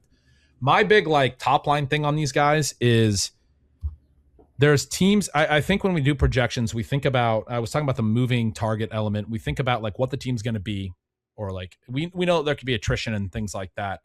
I think there's teams as we move further along in the history of the NFL, and we have the 17 game seasons and we have health related stuff that are thinking about it as a moving target as they go into a season. They have a lot of depth. They have a lot of stuff. If you look at Jags season last year, very clearly one of these teams that had different stages throughout the weeks. In the preseason, when me and Leone did the show, I talked about maybe Travis Hunter could be as big of a number one, or as because of his prospect profile, could be a number one that would threaten Brian Thomas, who was a 1-2 turn receiver. And it was just all about those two guys. That's what we had going in. The idea that Thomas maybe wasn't this clear number one, actually, that side of it was maybe a little bit accurate. The Hunter side, maybe not so much. But midseason, they trade for Jacoby Myers. Late season, obviously, Parker Washington's a huge part of this passing game. It's a completely different thing throughout the year. And now you have all 4 of those guys. I'm projecting it. Looks like you guys are projecting it the same way. This is hilarious. You guys have the same number of targets for the top 3 guys when we get into the receivers. I have them all within 14 targets. Projecting it the same way, which is like, I don't know who's going to be the number one week 1, let alone week 6, week 12, and week 17. Like, I believe that could be different throughout the stages, depending on who's healthy. They have the most unique player in the league in Travis Hunter, how much offense he's playing. And so all of that is very fascinating. Yeah, the wide receiver splits, if you look just, if you break up the last season, through different weeks, it's just paints a completely different picture, regardless of who you're looking at. So it is a really tough one to try and pin down exactly how they want to deploy this, especially when you do have Travis Hunter returning from injury and then they, give Jacoby Myers a contract extension. So let's table that for a second, though. Talk through Trevor Lawrence projection here. Again, Gretch is a little bit higher on plays and pass rates, so naturally comes out a little bit hotter on Trevor Lawrence as well. Projected for about 40 more pass attempts than us, a little bit higher on completion rate. He's at 65%. We're at 64.2%. We do have near identical touchdown projections. We're at 27 passing TDs. Gretch is at 26.5. But one thing I do want to hit on here too is kind of the bump in rushing touchdowns that Trevor Lawrence had last year. Career high 9 rushing touchdowns. Gretch projects 4.5 for this upcoming season. We're at 3.3. So, and while it was a big spike for T-Law, he has had, I believe, 3 in every single season. So that might be a spot that we want to come up on Trevor Lawrence there. We also saw, I'm not sure if this is really like a correlation or just a causal thing, but in Liam Cohen's, year with the Bucs, Baker Mayfield also scrambled at a career high rate. He kind of, I think, encouraged that a little bit. And then we saw Trevor Lawrence kind of break out a little bit in the rushing department too last season. So maybe a better outlook for him this upcoming year. Trevor Lawrence, 6.5% scramble rate last season. In 2024 is 4.1%. So I think that was probably kind of a nudge from Cohen to use his legs a little bit more. And then one thing on Lawrence too, and this kind of goes with like team splits throughout the season. In the first 6 games of the year, the Jaguars and Trevor Lawrence had a 7.5 yard ADOT on all of his pass attempts. In the last 12 games, it was 9.3 yards. So almost a 2-yard jump in average depth of target. That's been something that's been commented on in the offseason as well. Like the Jags really want to continue to push the ball downfield and hunt explosive plays. That 9.3 yard ADOT would have been second in the NFL. The Rams were the league high at 9.5, and the Patriots were second at 9.3 there. So, it'd be interesting just to see kind of how this Jags offense flows into year two. But Jack, any thoughts on Trevor Lawrence fantasy outlook and how we're projecting him going into this season? Yeah, I'm looking at the pass rate again with Gretch being higher than us. We do have a bump from where our Algo has it, so we are a little bit higher, but seeing where Gretch's projection is makes me think maybe we could go even higher. They had the 5th highest pass rate over expectation last year, and when they got really, really hot at the end of the season, they really leaned into the pass. They had 5 straight games with a positive PROE to end the year, 8%, 7%, 3%, 12%, and 2%. So I'm wondering if maybe we could go even harder into the pass tilt, especially given the fact that they lost ETN and now have just Tootin and Chris Rodriguez at running back. I'm thinking maybe we could get closer to Gretch's 61% number instead of the 59.9 we're at now. All right, let's head to the running back room here. A very interesting backfield to discuss as well. Again, Travis Etienne off to the Saints. They bring in Chris Rodriguez from the Commanders, who is a college running back with Liam Cohen at Kentucky. So they have that tie as well. Chris Rodriguez did undergo offseason foot surgery, is fully expected to be back by training camp, but that news has sent his ADP down quite a bit. We are a little bit above market on Chris Rodriguez and mostly in line with Bashal Tootin. In terms of our projections, we have Bashal Tootin at 169 rush attempts. Gretch is at 179. We are at 150 on Chris Rodriguez. Gretch is at 160. So relatively even split there. Gretch, 10 attempts higher on Tootin and 11 higher on Chris Rodriguez. So essentially the same. And then we have the targets distributed relatively equally as well. We are at 39 on Bashal Tootin, Gretch at 44. And then we are at 16 on Chris Rodriguez, Gretch at 17. So Gretch, curious your thoughts on, we ended up pretty close on a backfield split that I think is pretty tricky to nail down. So curious how you see this duo playing out in 2026. I had the same thought when I saw the stuff in our spreadsheet being the split. Like obviously I'm running a little hotter, but the splits being very similar in terms of both rushing to receiving for both backs, and then how we're splitting the rushes and how we're splitting the targets being very similar as well. I do think Chris Rodriguez is going to have a real role. Cohen has the familiarity going back to Kentucky. He's referenced rush yards over expectation a couple of times this offseason, which is kind of interesting. I feel like he's doing the same stuff we're doing. Like he's referenced a few different things that have made me think that he's like on NFL Pro and like looking at some of these stats or whatever. I mean, he's got guys in the organization. He's talked about yards after contact and all this stuff, the things that fantasy people talk about. I kind of love it. But C-Rod was really good at that stuff, and Tootin frankly wasn't. So when he's referencing that stuff, like he's referencing what Chris Rodriguez brings, and the interior rushing yards have been brought up, and he's going to have a short yardage role. Although they referenced that Tootin's good in short yardage as well throughout the offseason, and he did have a bit of a short yardage role last year. So anyway, I think C-Rod's going to be a big part of it, and I think he brings a specific skill set, and he's the easier side of this to project. The Tootin thing, there's a lot of people that are like, there's too much optimism with Tootin. And I guess the way that I would think about it is one of my like broad takes on, we've talked about how the defenses have gotten a lot better, in the first show. And as we were talking through things and talked about the defensive fronts and blitz packages and things, I think that may be influenced, like making the road a little tougher for rookies right now. And I think you saw that at a lot of different positions. I think you saw it with several of the receivers we talked about with Jaden Higgins a little bit ago. Maybe that's part of what happened with Jaden Higgins this year. But I think that's definitely something that you have to consider with Bashal Tootin here, when you also consider that the offseason stuff was obviously really bullish for what they've seen from him internally. They're clearing space for him to play a bigger role pretty clearly. They're letting ETN go. They're moving through the different things. They bring in Rodriguez, and I do think Rodriguez is going to have a real role. But Bashal Tootin's a guy that they really liked. James Gladstone, the GM, famously in his interview to get the job, highlighted Tootin as a day 3 guy they may look at as a type of player that analytically focused organizations might be interested in. And then they went and drafted him on like the second pick of day 3. We joked about it last year on this show, I think, me and Leone, where it's like, he's our day 3 guy we're going to look at. Okay, we waited long enough. We have the second pick of day 3. We're going to take him. They seem to really like him. His evasion stuff, his explosion stuff, all very good in college. He had some fumble issues last year. Cohen seems really clearly beyond that. He's been talking about how they're trying to get him to not run with two hands on the ball in space because he's too worried about he's like, we've already fixed that. Like, now I need you to run with one hand and create more. And so I do think some of this is just, they are really optimistic about Tootin evolving. One thing I want to notice, people talk about LaQuint Allen as a passing downs back. He had a 0.37 yards per out run last year, really poor. They brought in Amir Abdullah. They have DJ Dallas. I do think they're going to use some type of a passing down back when you think about, bringing in Abdullah. But I also think that that's like basically only the long down and distance stuff. And so I didn't know how high to go on Tootin's receiving because last year he didn't have much at all. You guys are going high on it as well, or up around 40 targets like I did. It feels high compared to last year. I'm basically seeing Tootin in the ETN role, doing a little bit of both, and Rodriguez in last year's Tootin role as the secondary sort of rush-only change of pace back. I don't know if that's right, but that's kind of how I'm projecting it.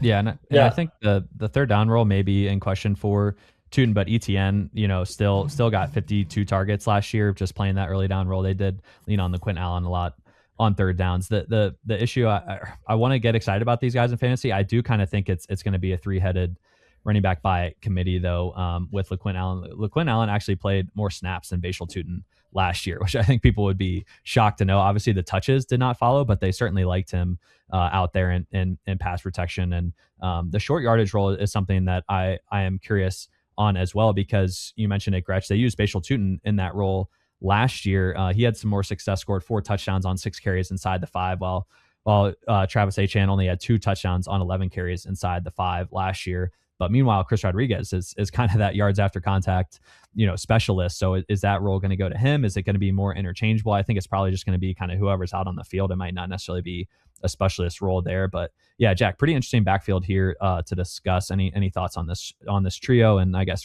C-Rod and Tootin specifically? Yeah, I think Tootin's a pretty interesting evaluation because if you just look at PFF, he averaged 3.2 yards after contact per attempt. He forced 19 missed tackles on 83 attempts. If you conveniently set the minimum rush attempts threshold to 80 because he had 83 attempts, both of those numbers rank pretty good for running backs, but at the same time, he ranked 54th out of 55 qualifying running backs in PFF rushing grade. So despite forcing missed tackles, despite getting yards after contact, he still didn't grade out very well. And if you go back and look at his prospect profile, there was some concern about like a lack of vision and an inability to read blocks. I don't know if that's what was kind of coming into play as a rookie for him. And it's interesting that Cohen brings up like the yards after contact stuff because Chris Rodriguez was very good at that, but Tootin was still pretty good. It's just that he still wasn't all that productive despite getting yards after contact. And maybe Cohen is new school enough that all he cares about is yards after contact. And the reading the block stuff is something that he either doesn't care about or thinks that repetitions will help Tootin get better at that. But I think we've seen that from a lot of coaches, that's something that doesn't really fly. So I'm interested to see if like the consistency of a Chris Rodriguez and the dependability ends up winning him some more carries than fantasy managers would like, or if it really is just like the yards after contact stuff, which Tootin was not as good as Chris Rodriguez is, but still pretty solid at as a rookie. To that point about vision, Bill Barnwell had this tweet. I just looked it up, October 7th of last year. It lives rent-free in my head because I was big on Tootin last year. It says, Liam Cohen, I've dialed up a great call. We're throwing a swing screen into a blitz. Our blockers are going to do their job. All you need to do is beat one man in space. Bashal Tootin, one space. And the video is a swing pass where there's 2 blockers engaged and Tootin ran right into one of the defenders who was engaged with the blocker. He had room to run and he somehow ran into an engaged defender. The man in space that Barnwell's alluding to in the video is downfield. It's a very, very funny tweet. You guys got to look it up if you haven't seen it. But that's a concern for Tootin. I'm hoping in year 2 it's a little bit better. I do want to add on the yards after contact stuff. Depending on where you look, it is quite a bit different. I was looking at Pro Football Reference last night, and they have Chris Rodriguez as leading the NFL among qualified rushers with 3.0 yards after contact per attempt, and Bashal Tootin is at 2.0 there. So I'm not exactly sure how it gets charted at at Pro Football Reference compared to PFF, but certainly a decent amount of noise, I think, in those stats. So, just something to keep in mind. It's not, or I don't know, it seems like both backs are probably pretty good in that space, but I think that's certainly C-Rod's specialty. And then in terms of just like expecting more targets to go to Tutin's way, Chris Rodriguez has 7 career targets, which is just pretty outrageous for a guy that's seen the field as much as him. So he is essentially, we have him essentially projected for 1 target per game, both Duke Gretch and we had ETR. So that's, it's pretty much going to be all groundwork, presumably, for Chris Rodriguez there. All right, let's get into the wide receiver room here. I would say the best part about projecting this, at least, is there's only pretty much 4 to choose from. You have Brian Thomas Jr., Parker Washington, Jacoby Myers, and Travis Hunter. After that, it's really no one I think the public would acknowledge. You have Josh Cameron, Austin Trammell, Tim Jones. So at least we got 4 guys to worry about here, but it is really tough to distribute those targets, especially with just having a pretty big unknown on how much offense Travis Hunter is going to play here. So, Jack, we are extremely low on Travis Hunter right now in the fantasy market. We only have him, I believe, let's see here. We only have him for 47 targets on the season. He pretty much met that number in the limited games he played last year. So certainly coming in low on the market. Just curious your personal thoughts on kind of the Travis Hunter usage and why we're so below market there. Yeah, so the reports this offseason are that he's going to play more cornerback and kind of be a part-time wide receiver. And I think if you go back to when he was a prospect, the prevailing thought that he was a better cornerback than wide receiver. Obviously, he went number 2 because he had the combination of both of them. And if he was just a corner or just a receiver, he wouldn't have really been sniffed like top 2 draft capital. But I think between that and the fact that they actually have like 3 really competent wide receivers, they don't need a huge role from him on offense. They also kept him like pretty limited as a wide receiver last year. He played mostly in the slot. He had a 7.8 ADOT. He had a 6.6 yards per target. He did flash a little bit in his last game before the season-ending injury. He had 101 yards on 14 targets, to be fair. So the per target efficiency still wasn't anything particularly special. So I think he does have like 3-pronged contingent upside, where if any of BTJ, Parker Washington, or Jacoby Myers goes down, he would be in a bigger role. And like you said, he has no competition for being the week 1 wide receiver 4. But they did draft 2 tight ends in the draft, including one in the second round who's a blocking tight end. I don't know if they want to play more 12 this year, and if they're missing a wide receiver, they could potentially go more in that direction rather than sticking with the 11. They were top 3 in 11 rate last year. So that could be something that they change if one of their top 3 goes down. And then the other thing is, if he is the wide receiver 3, even if they stick with 11, all 3 of those wide receivers have shown an ability to command really high level target shares. Jacoby has over multiple years commanded like a 20+% target share. Brian Thomas did as a rookie. P-Wash had monster target shares done last year. So those guys could grow and roll as well. And it's not just Travis Hunter just kind of walking into a 16 or 18% target share. We could see targets condense more around the other 2 receivers, with Hunter playing more of like an ancillary role. So that's why I'm a little bit lower on Travis Hunter. But Gretch is quite a bit higher than us here, so I'm curious to hear his take. Yeah, so probably the two, because I think you said everything really well. The 2 things, in sort of the interest of not doing a whole podcast on Travis Hunter, which we could easily do, are that I do think he was a really good wide receiver prospect, separate from the fact that he was better at corner. And then my read on all this stuff about where he's going to play more is that Travis Hunter himself wants to play on offense. And I think he's been very clear about that internally. That's been sort of my bias that I've read all the quotes from since the beginning of last year. And everything that I hear reinforces that, or is confirmation bias to me. So that's just where I approach it from. But like even this offseason, when they talked about him playing more corner early in the offseason, there was a quote. I'm pulling it up because it's in Coach Begin Deck. Shout out to him for doing such great work. It was James Gladstone being on the Rich Eisen show. And they asked about that. They asked about playing both ways. If they're done with it, is the way that the question was posed. And they said, absolutely not, obviously. He said to play on both sides of the ball. But he says the piece that I think we can expect to see is actually an uptick in corner usage. Last year, it was higher volume, higher percentage of wide receiver usage than it was corner. I think we can expect to see that corner percentile and count go up as we move forward. That's not to say anything impacts his availability and usage on offense. It just means that the cornerback usage will increase. Now, again, you can't do all of that stuff, but he actually added a minute later. It's not to say that it won't increase on offensive either, but it was lower on the defensive side this past season. We also have a different defensive cornerback room, et cetera. But he's emphasizing that even the offense could increase from last year at that point, which to me is like, there was some discussion internally after the early offseason, because it was really early in the offseason when Gladstone like pretty bluntly was like, look at our depth chart. He's going to have to play more corner next year. And it was like, yeah, I mean, that makes sense.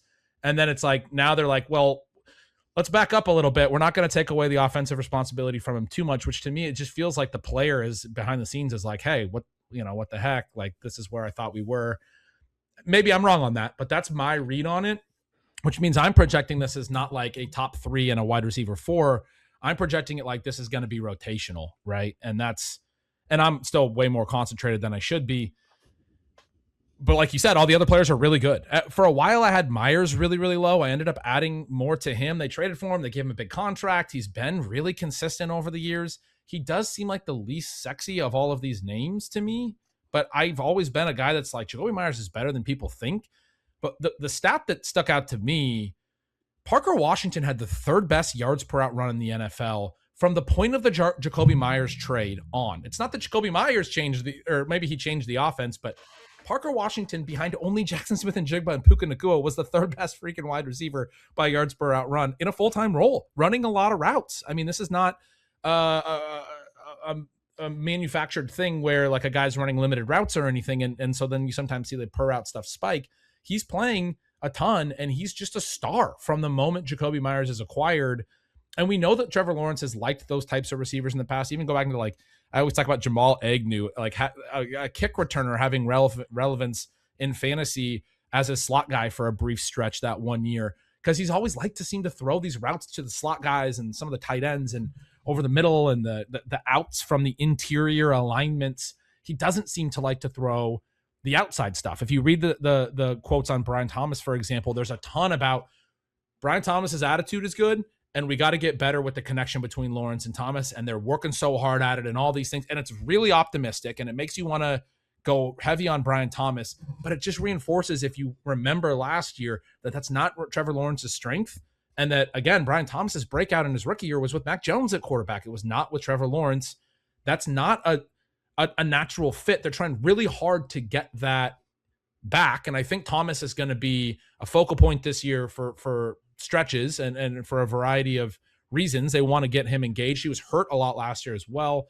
I think they'll do more quick game with him. They've talked about more screen game, and he was really good at that with Jones late in the year. It was part of the breakout as well, and he has good ball and hand stuff going back to college. So I'm intrigued by Thomas. I don't think he's the one that fits everything as cleanly. The other 3 guys have the lower 8 on and move around more. Hunter was doing some slot stuff as well. One of the ways that, as we're sitting here talking about this, I'm hearing you guys and I'm looking at the numbers to play this is Trevor Lawrence. You guys are lower on pass rate, but I was noticing as you went through it, the yards per attempt is actually really close here. We've been emphasizing that I tend to be higher because I'm sending a lot of targets to the better receivers. You guys have it pretty concentrated here on good receivers, and suddenly your yards per target or attempt is up by mine. And in my notes, I have his efficiency as being higher than previous at the yards per attempt that I was at, that I have him high in some ways relative to his old stuff, but I wrote that he showed real improvement last year under Cohen and has good weapons going forward, some of the best he's ever had. I mean, if you guys are wrong on the pass rate, if their pass rate is up around me, you guys might wind up really high on Trevor Lawrence at the efficiency that you have as well. So maybe the way to capture the uncertainty, but the depth in talent at receiver is through Lawrence. The main thought for me with this is it could be different who's winning at different points throughout the year. I don't really know how I want to play it. I like all these guys in different ways. I do think Hunter's the trickiest one for a variety of reasons. I wound up bumping his targets as I was reading some of those Coach Speak Index quotes, but I do think he's the guy that's the one that's clear that could just lose routes, right? And so I understand why you guys are significantly lower than me on his targets. That makes a lot of sense. But what I think is that probably collectively the ADPs for Thomas, Washington, and Myers are probably too high, and yet where they go, one of them is probably likely to be a pretty big winner. And so you do want to make your bets. I'm probably making them more on Washington, which feels weird because I always talk about the long view. He's the worst of the long view guys. Last year's really the breakout for him. He had an interesting prospect profile, but Brian Thomas better long view back to college. Jakobi Meyers longer NFL track record of competency. Travis Hunter really strong long view. If you talk about the collegiate receiving profile being really good, not bad. I mean, not bad just because he was better as a corner. But Washington, to me, fits Lawrence so much better and everything that he's the one that's the easiest for me to see. And then Thomas, I think, will be featured more, and he's the other bet that I like. Myers is the one that I end up saying it's a little bit like small hit-ish and not big hit-ish. And like I don't know if he can really win in a massive way. And then Hunter later, I think you can take those swings too. It's probably more of a best ball play, or I mean, I guess it's a redraft play where you're hoping that, like Jack said, if there's injuries, like in routes open up, then you have that element of it. It's a really tricky room to play, but it's going to be a good offense. Liam Combs a good coach. The last thing I'll say is I projected a ton of wide receiver targets, and I have the running back targets down, which is weird for Cohen offenses. They were down last year too, though, and it's not weird for Lawrence. But back in Tampa, Baker threw a ton to the backs under Cohen, and I actually thought the backs rates would go up this year. In Jacksonville, or excuse me, last year in 2025 under Cohen, they didn't really. And now they lose ETN, and Tootin didn't get a lot of play in the pass game. And so I don't really know that they're going to need to throw to the backs a ton. They have all these short target guys. They might do more wide receiver screens. They may use the tight ends in the short game. It's all very tricky. Yeah, so where we have it right now, like you said earlier, was we just have all three wide receivers with the same number of targets, and we come in on underdog, close to Parker Washington's ADP, low on Brian Thomas, and high on Jakobi Meyers. And so it seems like the market is thinking probably BTJ and P-Wash are the first two, and then if you have them for similar targets, Brian Thomas is going to be more efficient on a per-target basis. And they're a little bit lower on Jakobi. Once Jakobi got acquired, and if you ignore his first game where he was in a part-time role, Parker Washington had a 0.27 targets per route run. Jakobi was 0.22. Brian Thomas was down at 0.16, but there is the qualitative stuff from this offseason of Brian. Brian Thomas said it doesn't hurt to run anymore. That's pretty much as clear as you can be that he was pretty significantly hampered by injury last year. And the offseason stuff on BTJ has been really positive. John Shipley, who's their best beat writer, said that he's the front runner to be the MVP of the offseason program for the Jags this year, which I thought was just a figure of speech. But then I looked into it, and it's like a real MVP that they give out. And last year was Parker Washington. So I don't know if that has any predictive ability, but it sounds like Brian Thomas Jr. is having an awesome offseason so far, which makes me want to be higher on him. But the numbers from when they were all on the same team and sharing the field last year were just so anti-BTJ, which you could talk yourselves into being injury related. But that's why it's so tricky. And I don't know if maybe we're underrating that part and we're too high Jakobi as a result, and he's going to fall down to clear wide receiver 3 if BTJ is fully healthy. But I'm with you on Parker Washington. What are you doing for 2 wide receiver sets? Because as we talk about the tight ends next, they bring in Borkersher. They draft him in the second round. He's one of the biggest, like the clearest blocking tight ends. He never had 200 receiving yards in college. They also get this Tanner Koziel guy late that, I don't know if we have time, but this is my most, like, the late round rookie that I'm maybe most excited about. This guy had a 94 catch season in 12 games at Ball State, then 74 and 13 the next year at Houston. He had like 9+ catches in 7 of his 12 games in that Ball State year. And then like 6+ in 8 of 13 games at Houston across 2 offenses the last 2 years, 4+ catches in all but 2 of those games. Basically every single week, a massive part of the pass game when you think about projecting college stuff to the pros. And he's like 6'6". They're talking about him in the red zone. He had great jump numbers. He had a good 3 cone. He had a good 40 time for a tight end. He's like super athletic. He's probably one of the 3 best tight ends in the entire league already. But no, I'm just kidding. But I'm like way more interested in him than the second round tight end. But they add those guys to Brennan Strange. They're going to run more 2 tight end sets now. BTJ probably going to stay on the field there in the 2 receiver stuff.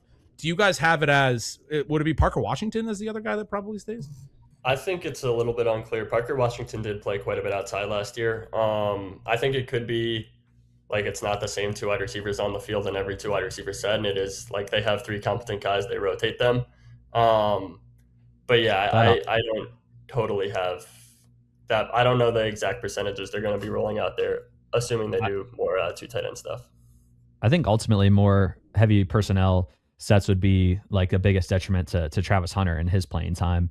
I do think all of BTJ, Washington, and Jacoby Myers are pretty interchangeable in terms of their roles, and Hunter could be as well, but just if that's another like roadblock to playing time over those three wide receivers, again, I think that's kind of why we ended up coming in the lowest on Hunter is just kind of the roadblocks, and if they do end up going heavier personnel, because again, they were third in the NFL in 11 personnel last year. So if that gets dialed back, it's just going to be obviously fewer wide receivers. I will say, I have a quote here from Cohen from, again, Coach Speak Index. He wrote, "I believe that there's going to be an uptick probably in the NFL next year in heavier personnel groupings. I'm not sure we're going to over-rotate to a point where we want to get slower or less explosive. We still have some pretty damn good wideouts that I like to use." Which obviously is referencing Tanner Koziel. No, I do think they're probably going to stay in a decent amount of the three. That gets like I wanted to share that quote because it's everything we talked about at the beginning of last episode, and it's why we're going so long on some of these offenses is the evolution of it. But Cohen, one of the sharpest young coaches in the league, is saying we're going to get our best players on the field. We're not going to get slower or less explosive just because of personnel grouping stuff. At the same time, they did draft a blocking only tight end in the second round. Like they're going to do some of that.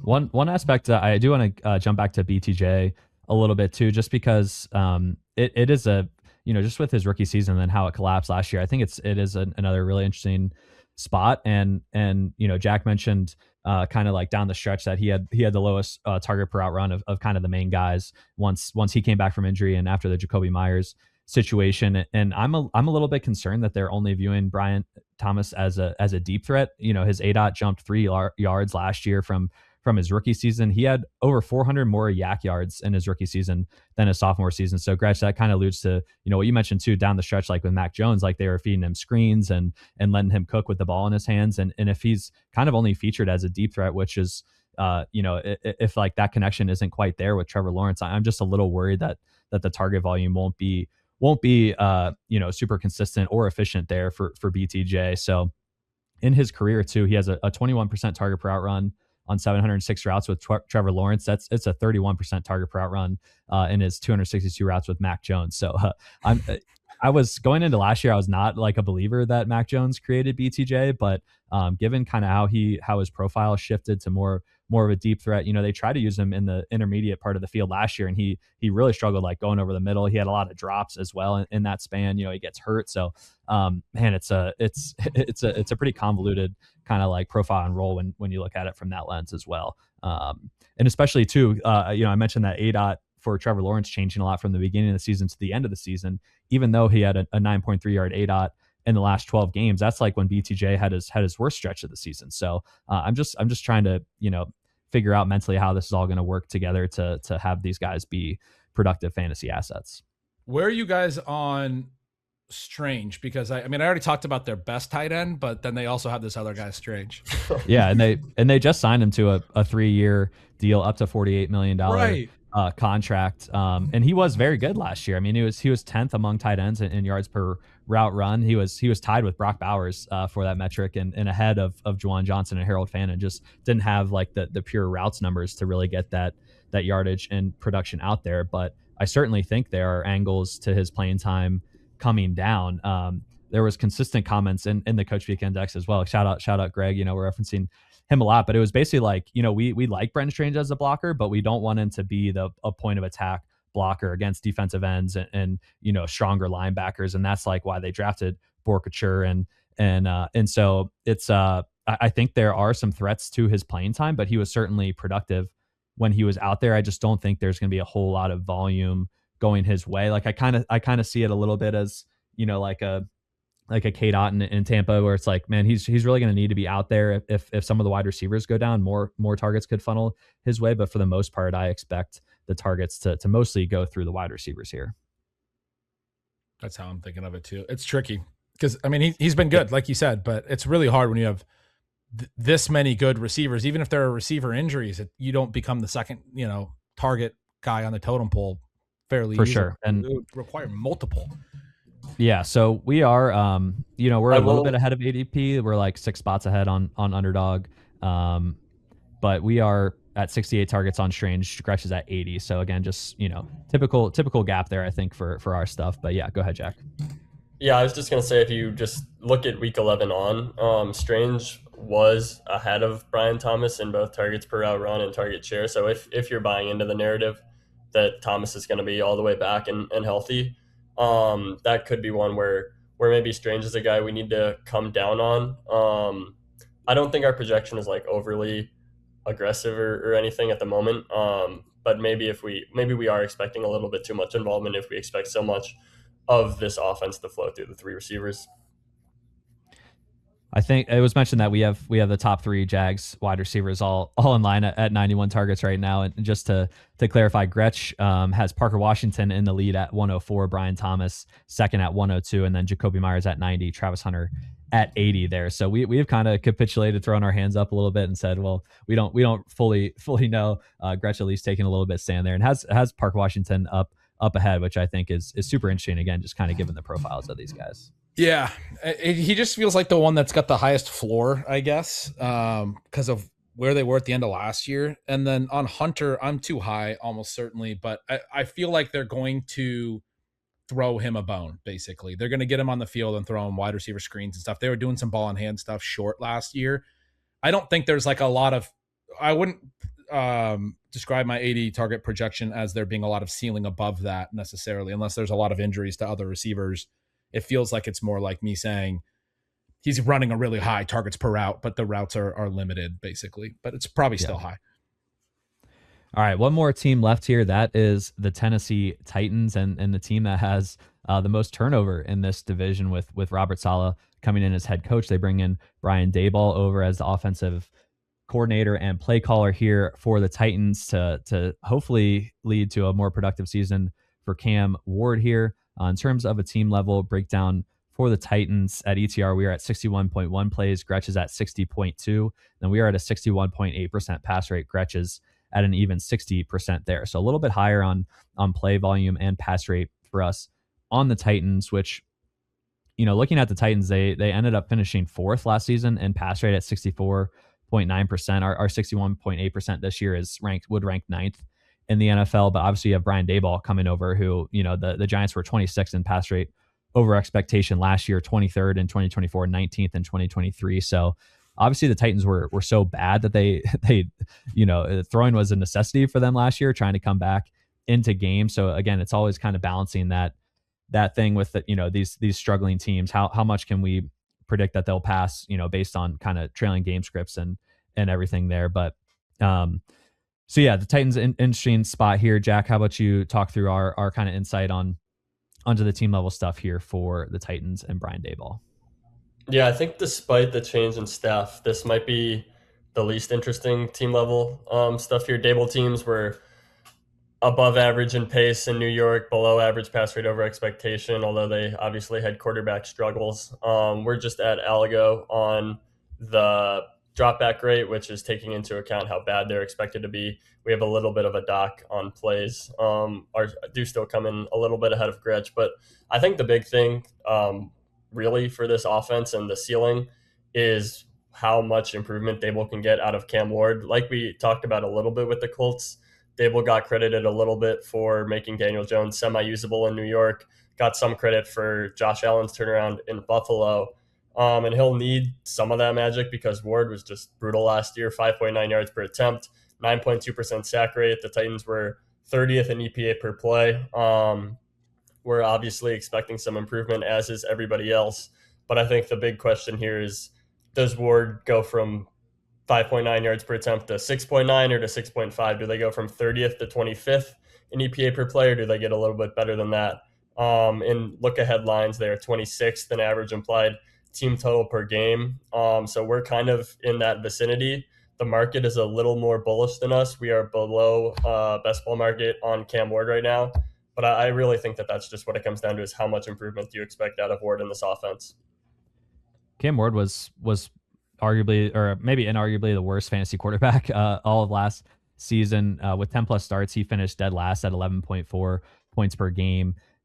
I think a big contributor to that, he only had a 3.9% scramble rate, which, I feel like almost needs to come up. There's a lot of times he's dancing around back there looking for options and just doesn't end up pulling trigger on a scramble. So I think, man, if you could tell me he scrambled more like 5-6% of the time, I could maybe get excited about Cam Ward in fantasy. Otherwise, I just don't think the pocket production is going to be there necessarily. And I think too with Cam Ward, a lot of the tape guys swear that Cam Ward's way better, than the box score output.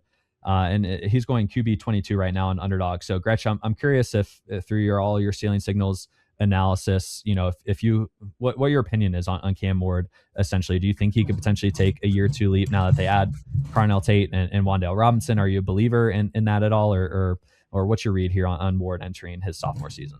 Yeah, the whole thing comes back to Ward, right?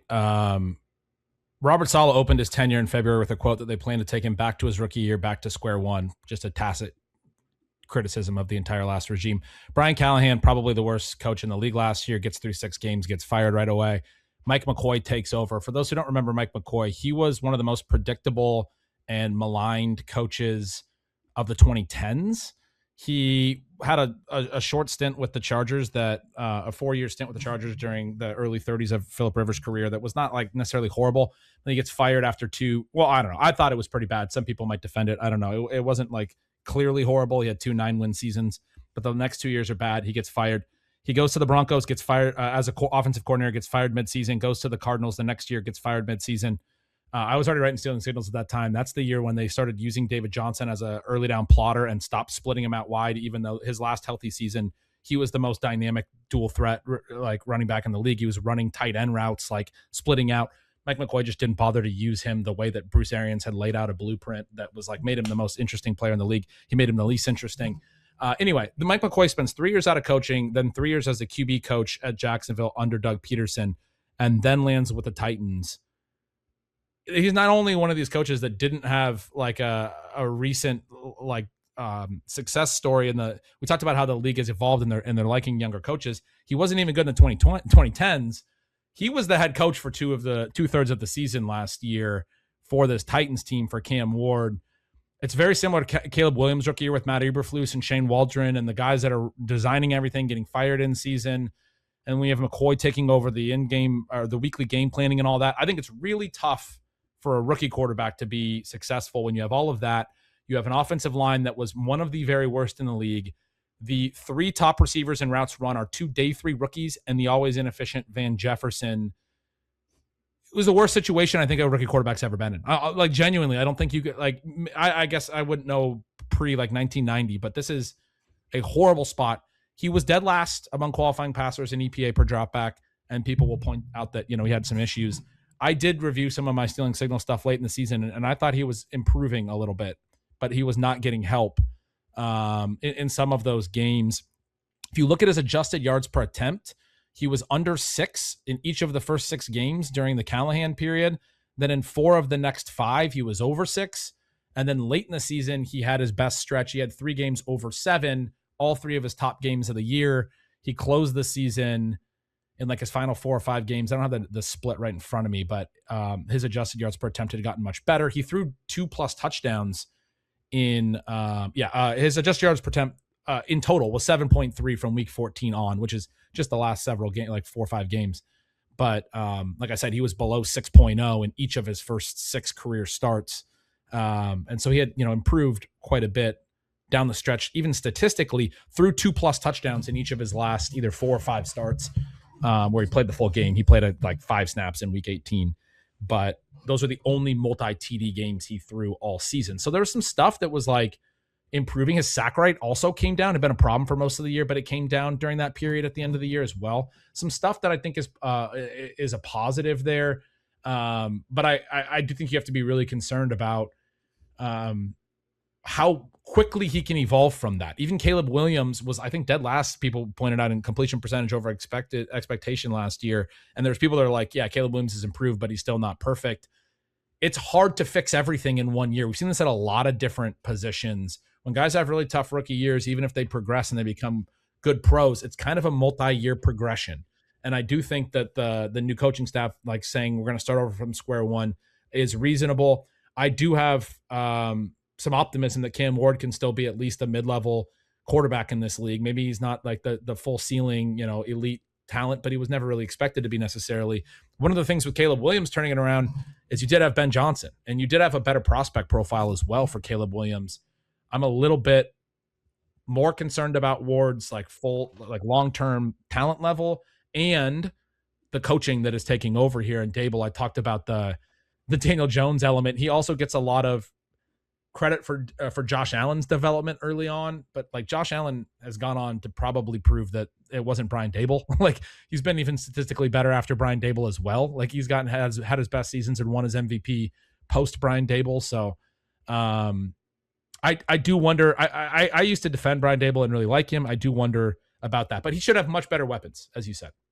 Yeah, and our projections are almost in lockstep here on Cam Ward in terms of attempts, yardage, touchdown output as well. So we are a little bit behind market on him. I think we're probably going to stay that way all offseason. You mentioned even if he does take kind of a leap this season, it was so catastrophically bad last year. It's probably just more of an incremental leap than like jumping 1 yard bump in yards per attempt kind of thing. And so probably not too much single QB fantasy value for Cam Ward this season. Let's head to the backfield, though. This is a spot we are quite a bit above market on Tony Pollard, especially. And I want to lead this off with a quote from Robert Saleh when asked about Nicholas Singleton, the back they drafted this season.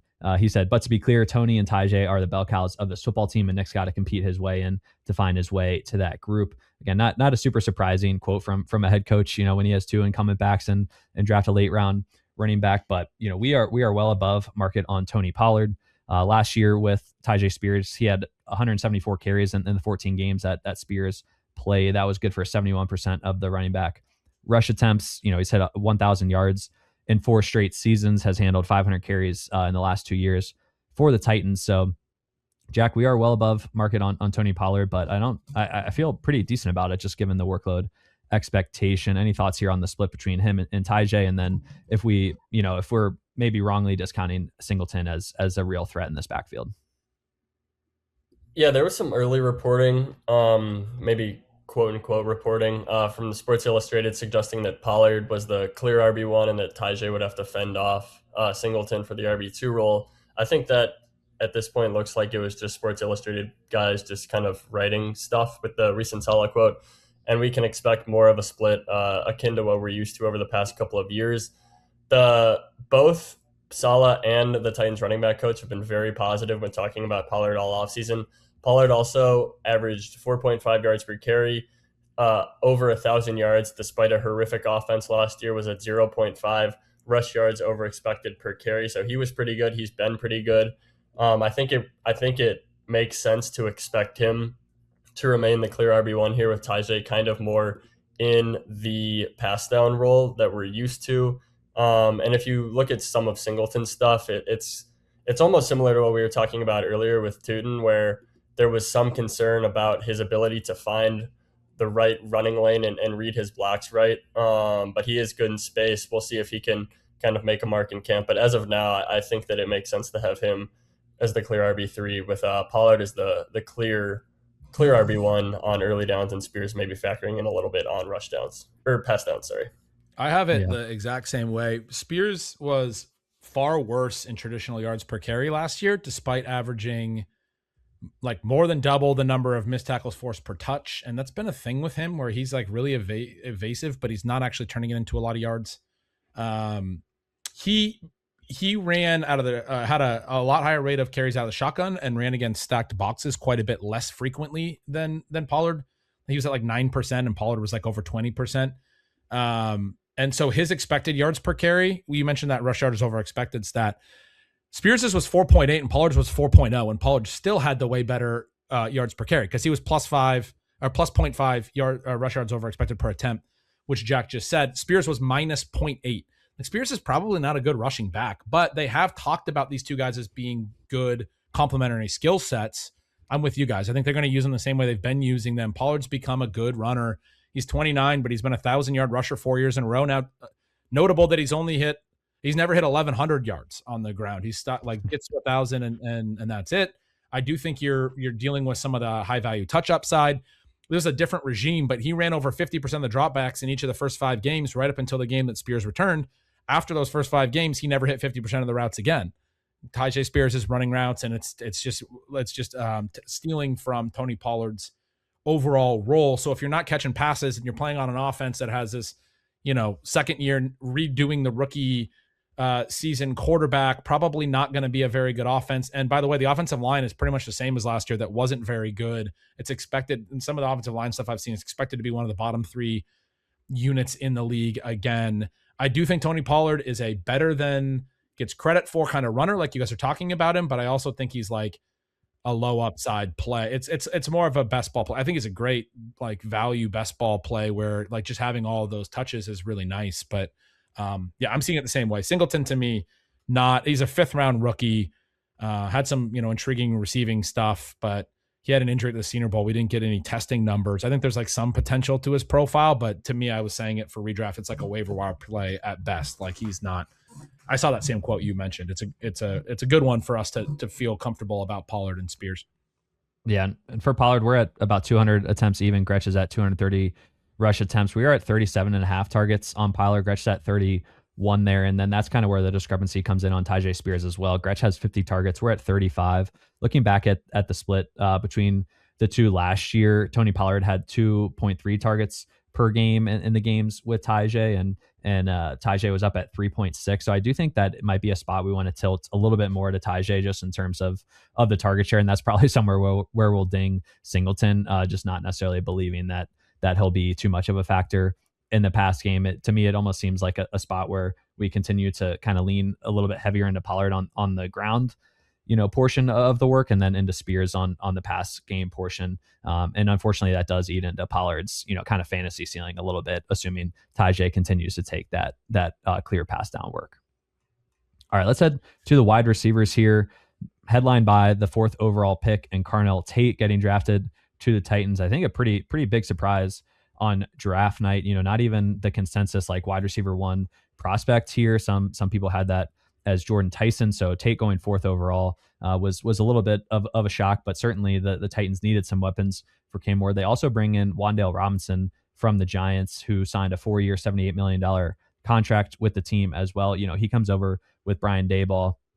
And you have Calvin Ridley as wide receiver 3, and Gretch, kind of alluded to the lack of weaponry that Cam Ward had last year. You have Alec Iomanar and Shamir Adike as like the depth here, who, it's a new regime in Tennessee. So kind of a lot of bodies here to discuss, but let's start with Carnell Tate up top again, just since he is the 4th overall pick here. Our inputs are 102 targets on Carnell Tate. We are projecting 7.8 yards per target. Gretch is at 101 targets and 7.9 yards per target. So nearly identical projections there, but Gretch is a bit higher on Wan'Dale Robinson. He's at 121 targets. We're at 97.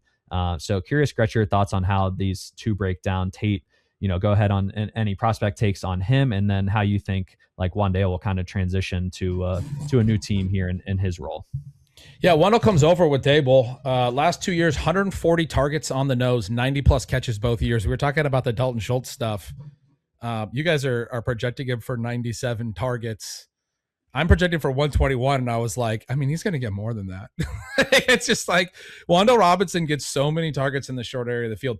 The Carnell Tate thing is one where I'm probably going to be wrong. I'm definitely misaligned with some of the other people that look at prospect stuff similarly, where I'm probably a little too down on him. But I do have a kind of a strong opinion on him. He did not have a lot in the ball in hand data. He had very high ADOTs. He did not have a lengthy production record. His first 2 years were good, but sub 2 yards per out run. Year 3 was really strong. And it's not even really driven by the targets per out run. It's driven by the yards per target, which again, it's not ball in hand. It's almost all air yards. He has really high ADOTs. He's really good at playing the ball down the field. And if you listen to them talk about him since they drafted him, they keep emphasizing his ability to get downfield and win on contested catches. It comes up a lot, and it's valid. It's clearly a strength of his. We talked about it with Alec Pierce. This is something that teams are prioritizing now because defenses are trying to take away the explosives. That's why they took him in the top 5, because it adds something that you can't get everywhere else. The problem is that is a skill that is better for real life offensive schemes than it is for fantasy football. In my opinion, I want to know if that's it with Carnell Tate. People are like, yeah, he played with Jeremiah Smith, so he's got to, like, you got to assume that he would do a lot more without Jeremiah Smith. My question is, why didn't he? Because the players that played with, we're all really obsessed with this teammate stuff right now in prospecting because of the transfer portal and how good some of these college teams are getting. The players that smash at the NFL level both smashed at the college level. Justin Jefferson and Jamar Chase both had over 1,500 yards and 18 touchdowns. Terrace Marshall was overdrafted because he played alongside those guys, and everyone said he would have been better if he wasn't playing with Justin Jefferson and Jamar Chase. You gotta do it, is sort of my thing. I'm not saying that Carnell Tate didn't. He had a 3+ yards per out run last year, but his profile was very specific to the deep production. It was a really high yards per target figure. And the target rate wasn't that amazing, and the ball in hand stuff wasn't that amazing. And I still think I could be wrong by suggesting that he's maybe not amazing long term. Again, top 5 pick in the draft, he's going to get a lot of work. But as far as the immediate transition to the NFL, that's the stuff that I would be most concerned about. We talked about deep efficiency being tough year over year, and in particular, that's something I think Jeremiah Smith being on the field helps you with. You're going to get more one-on-ones on the other side of the field. You're going to win downfield. Now you're the number one on a worse offensive, team relative to the skill level of the the NFL level relative to what Ohio State had as a strength over their opponents. And you have to go win vertically against better safeties, better DBs that are going to roll over the top more. I think you're going to see his deep efficiency probably not be amazing early in his career. Look at Marvin Harrison, similar profile. What happened there? And that guy had a way better production profile at Ohio State with some good teammates as well. I've seen people talk about like Chris Olave is a guy I was a little too down on. He played with JSN and Garrett Wilson, but Olave had like 3 years of strong targets per route. Tate's best year, 1 year over 20% targets per route, wasn't as good as Olave's third best, I think, if I have that right. Olave had 2 12 TD seasons. Tate had 14 total touchdowns across 3 collegiate seasons. There's a lot that's good there, but I am a little bit concerned about the transition in year 1 especially. I think he's going to be a good NFL player. I think he's going to be a good vertical player. I think the fact that he had a 3+ yards per out run, basically only on air yards, does speak to his ability to win vertically and win at the catch point and contested catches and all of those things. I think he's going to be good. I want to be clear. But I think people are really pretty optimistic about his ability to be the immediate number 1 on an NFL team with this profile. I don't think there's enough. Yeah. I'm not going to assume the short and intermediate stuff. And then that's what Wan'Dale Robinson is. That's how he fits into your scheme. So I'm projecting Wan'Dale to actually lead this team in targets. And then Calvin Ridley's another one where his yards per out run, I don't want to be in on him. He's turning 32 in December. I don't like the old guys. He only played 7 games last year. The final 2, he played 6 snaps and then missed several weeks, and he came back and he played 1 snap. So he really played 5 games. They were all with Cam Ward early in the year. He had a 100-yard game at the end of that. He had 6+ targets in 4 of 5. He still had a really good yards per out run profile last year, like 1.85. It was good the year prior. He was a 1,000-yard receiver in both 2023 and 2024 before the injury shortened 2025. Dable's talked about how he coached Ridley back at Alabama. They have a relationship as well. I don't want to be in heavily on Calvin Ridley, but people are completely out on this guy who still has a lot of money on his contract and is like a legit NFL number 1 or has been thought of for most of his career. He's going to be turn 32 now. A lot of risk there, but there's not a lot of drop off in the per route profile there either. So if you have Ridley as this like traditional number 1-ish while he's out there, Wan'Dale as your slot receiver, that's a high volume slot receiver. Now is Tate just the vertical? It's hard for me. I think Tate's going to be better than I'm letting on, but even as somebody who's really into rookies, I have a hard time with it. On Aoman and DK real quick before I send it to Jack, I try to be early moving on from guys where the incentive was there from the team to develop them and the player just wasn't very good. Both of those guys ran a lot of routes. They weren't good. They had matching 1.02 yards per out run. I don't think they're going to play a lot. I think it's going to be the other 3 as the main part of the passing game, assuming Ridley's healthy. If Ridley's out, I think DK was a little more interesting, and then he maybe is the vertical guy, and that maybe opens up stuff for Tate. But I want to see Tate win in those ways. I know that some of the film guys, Matt Harmon, I heard, was interested in some of his intermediate route running. Maybe there's more there. Maybe that's the part that I'm missing. But I'm a little concerned about how he immediately steps in and is dominant. This is not the same profile as some of the dominant rookies like a Jamar Chase. Just because he went top 5 like Jamar Chase, it is not the profile of Jamar Chase. It is not the profile of even like Malik Neighbors. the ball in hand, the depth of the volume at all depths. Those guys had it in college. If you looked at their profile, Tate has a very specific production record, hasn't shown a lot else, and people are filling that in because he played with Jeremiah Smith. I just want to point out that that's a tricky path. Yeah, and the fantasy market isn't extremely high on Tate. I mean, he's going in the early 6th round right now, which, you know, as the 4th overall pick, like, I think is a decent discount. But I'm not a huge prospect, analyst in my own right, but just in terms of like him being touted as contested catch ability is like his premier skill set. I don't necessarily love that transitioning to the NFL, especially with a quarterback like Cam Ward, who's not all that accurate. Jack, I do want to toss it to you, but first I want to mention, Gretch has 74 targets on Calvin Ridley. We're at 59, and we've been like multiple rounds ahead of Calvin Ridley in the best ball market. And it's a constant name thrown out to me of, why are we so high on Calvin Ridley? And it's really, we don't have much volume for him at all. We have 59 targets on him, and he is about to be 32 coming off a broken leg. So I understand the concern, but just kind of given the competition he's dealing with at wide receiver 3, I feel okay about that position. But yeah, Jack, thoughts on this Titans? I feel like we could get a quote on Ridley in August that moves his price 10 rounds up. Maybe not 10, but like several rounds up. His ADP is weird to me. Sorry. Yeah.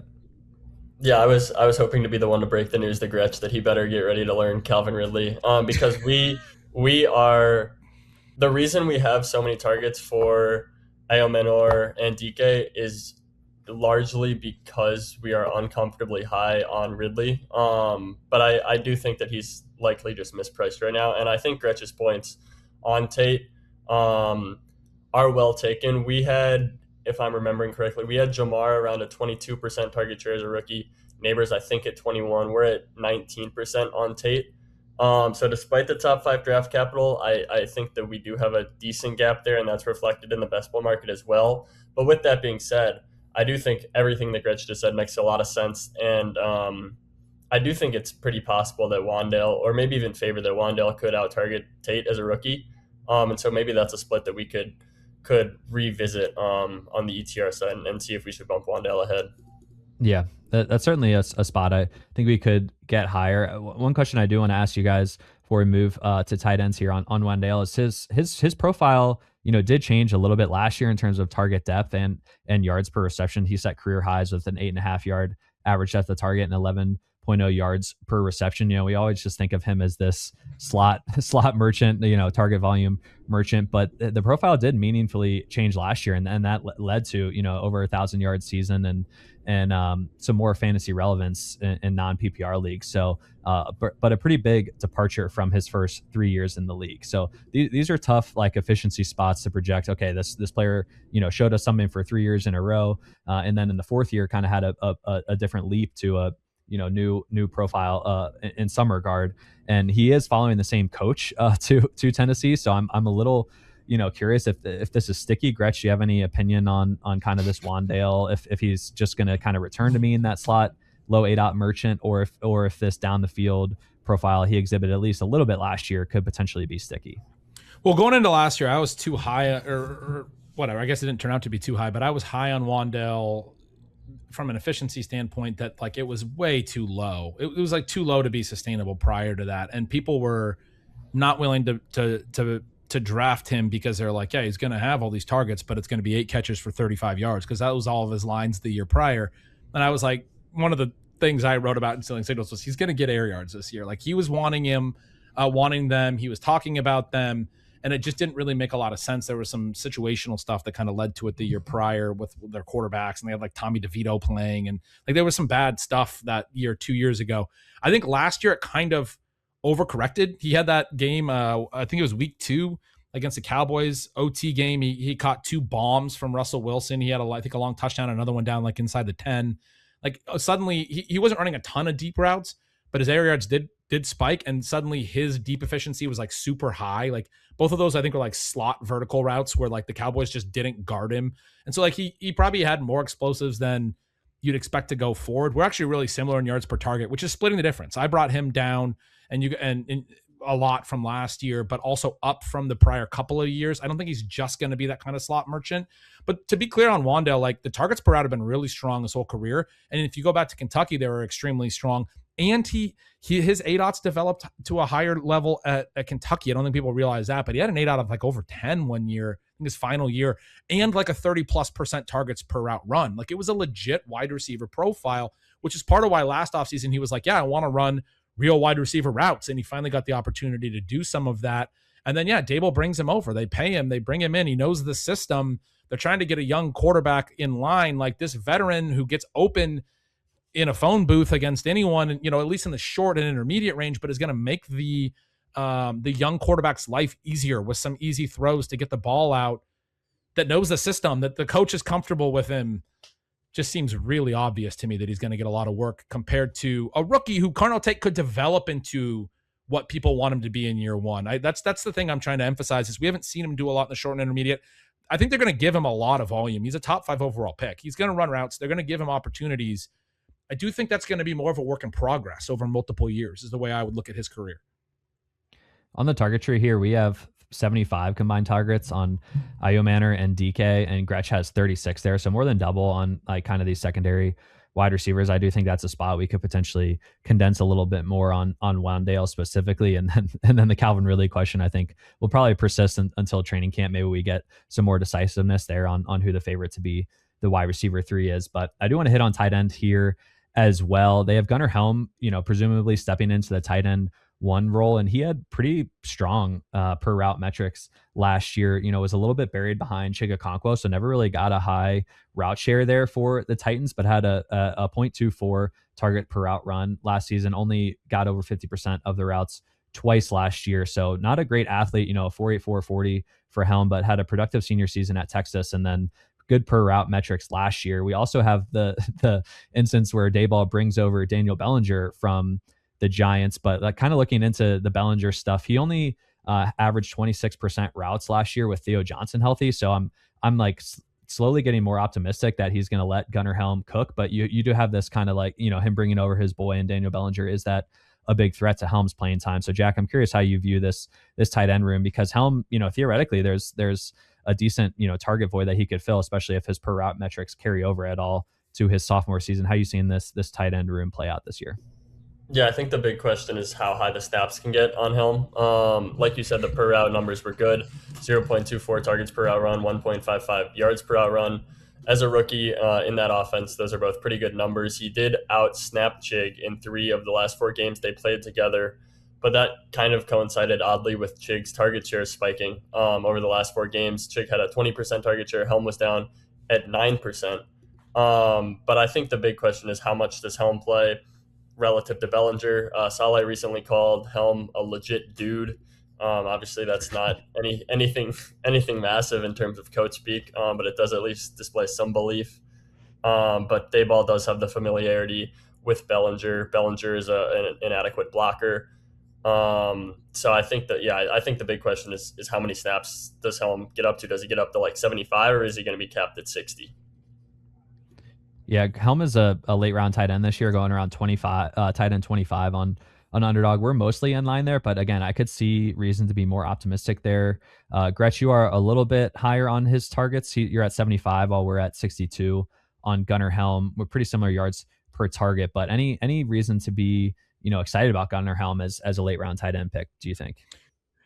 I think you guys both just got everything that I would say. I liked your note that Bellinger, when Theo Johnson was out there, Bellinger didn't run that many routes, because I had seen it as, I was looking at raw routes and I was like, well, Bellinger actually did kind of cut into Theo Johnson. And I was laughing when Jack said almost exactly what my note is. Worry would be how high the routes get. And I think he said almost the exact same thing, or maybe you said snaps instead of routes, but he made some nice catches as a rookie. I thought he played the ball really well. He's kind of a fun profile. 22% targets per route was strong in a limited routes role. We don't always see that project forward to more routes at tight end, especially. Okonkwo was a great example. He had like a 26% targets per route as a rookie, and then he started running more routes, and then there's fewer targets per route.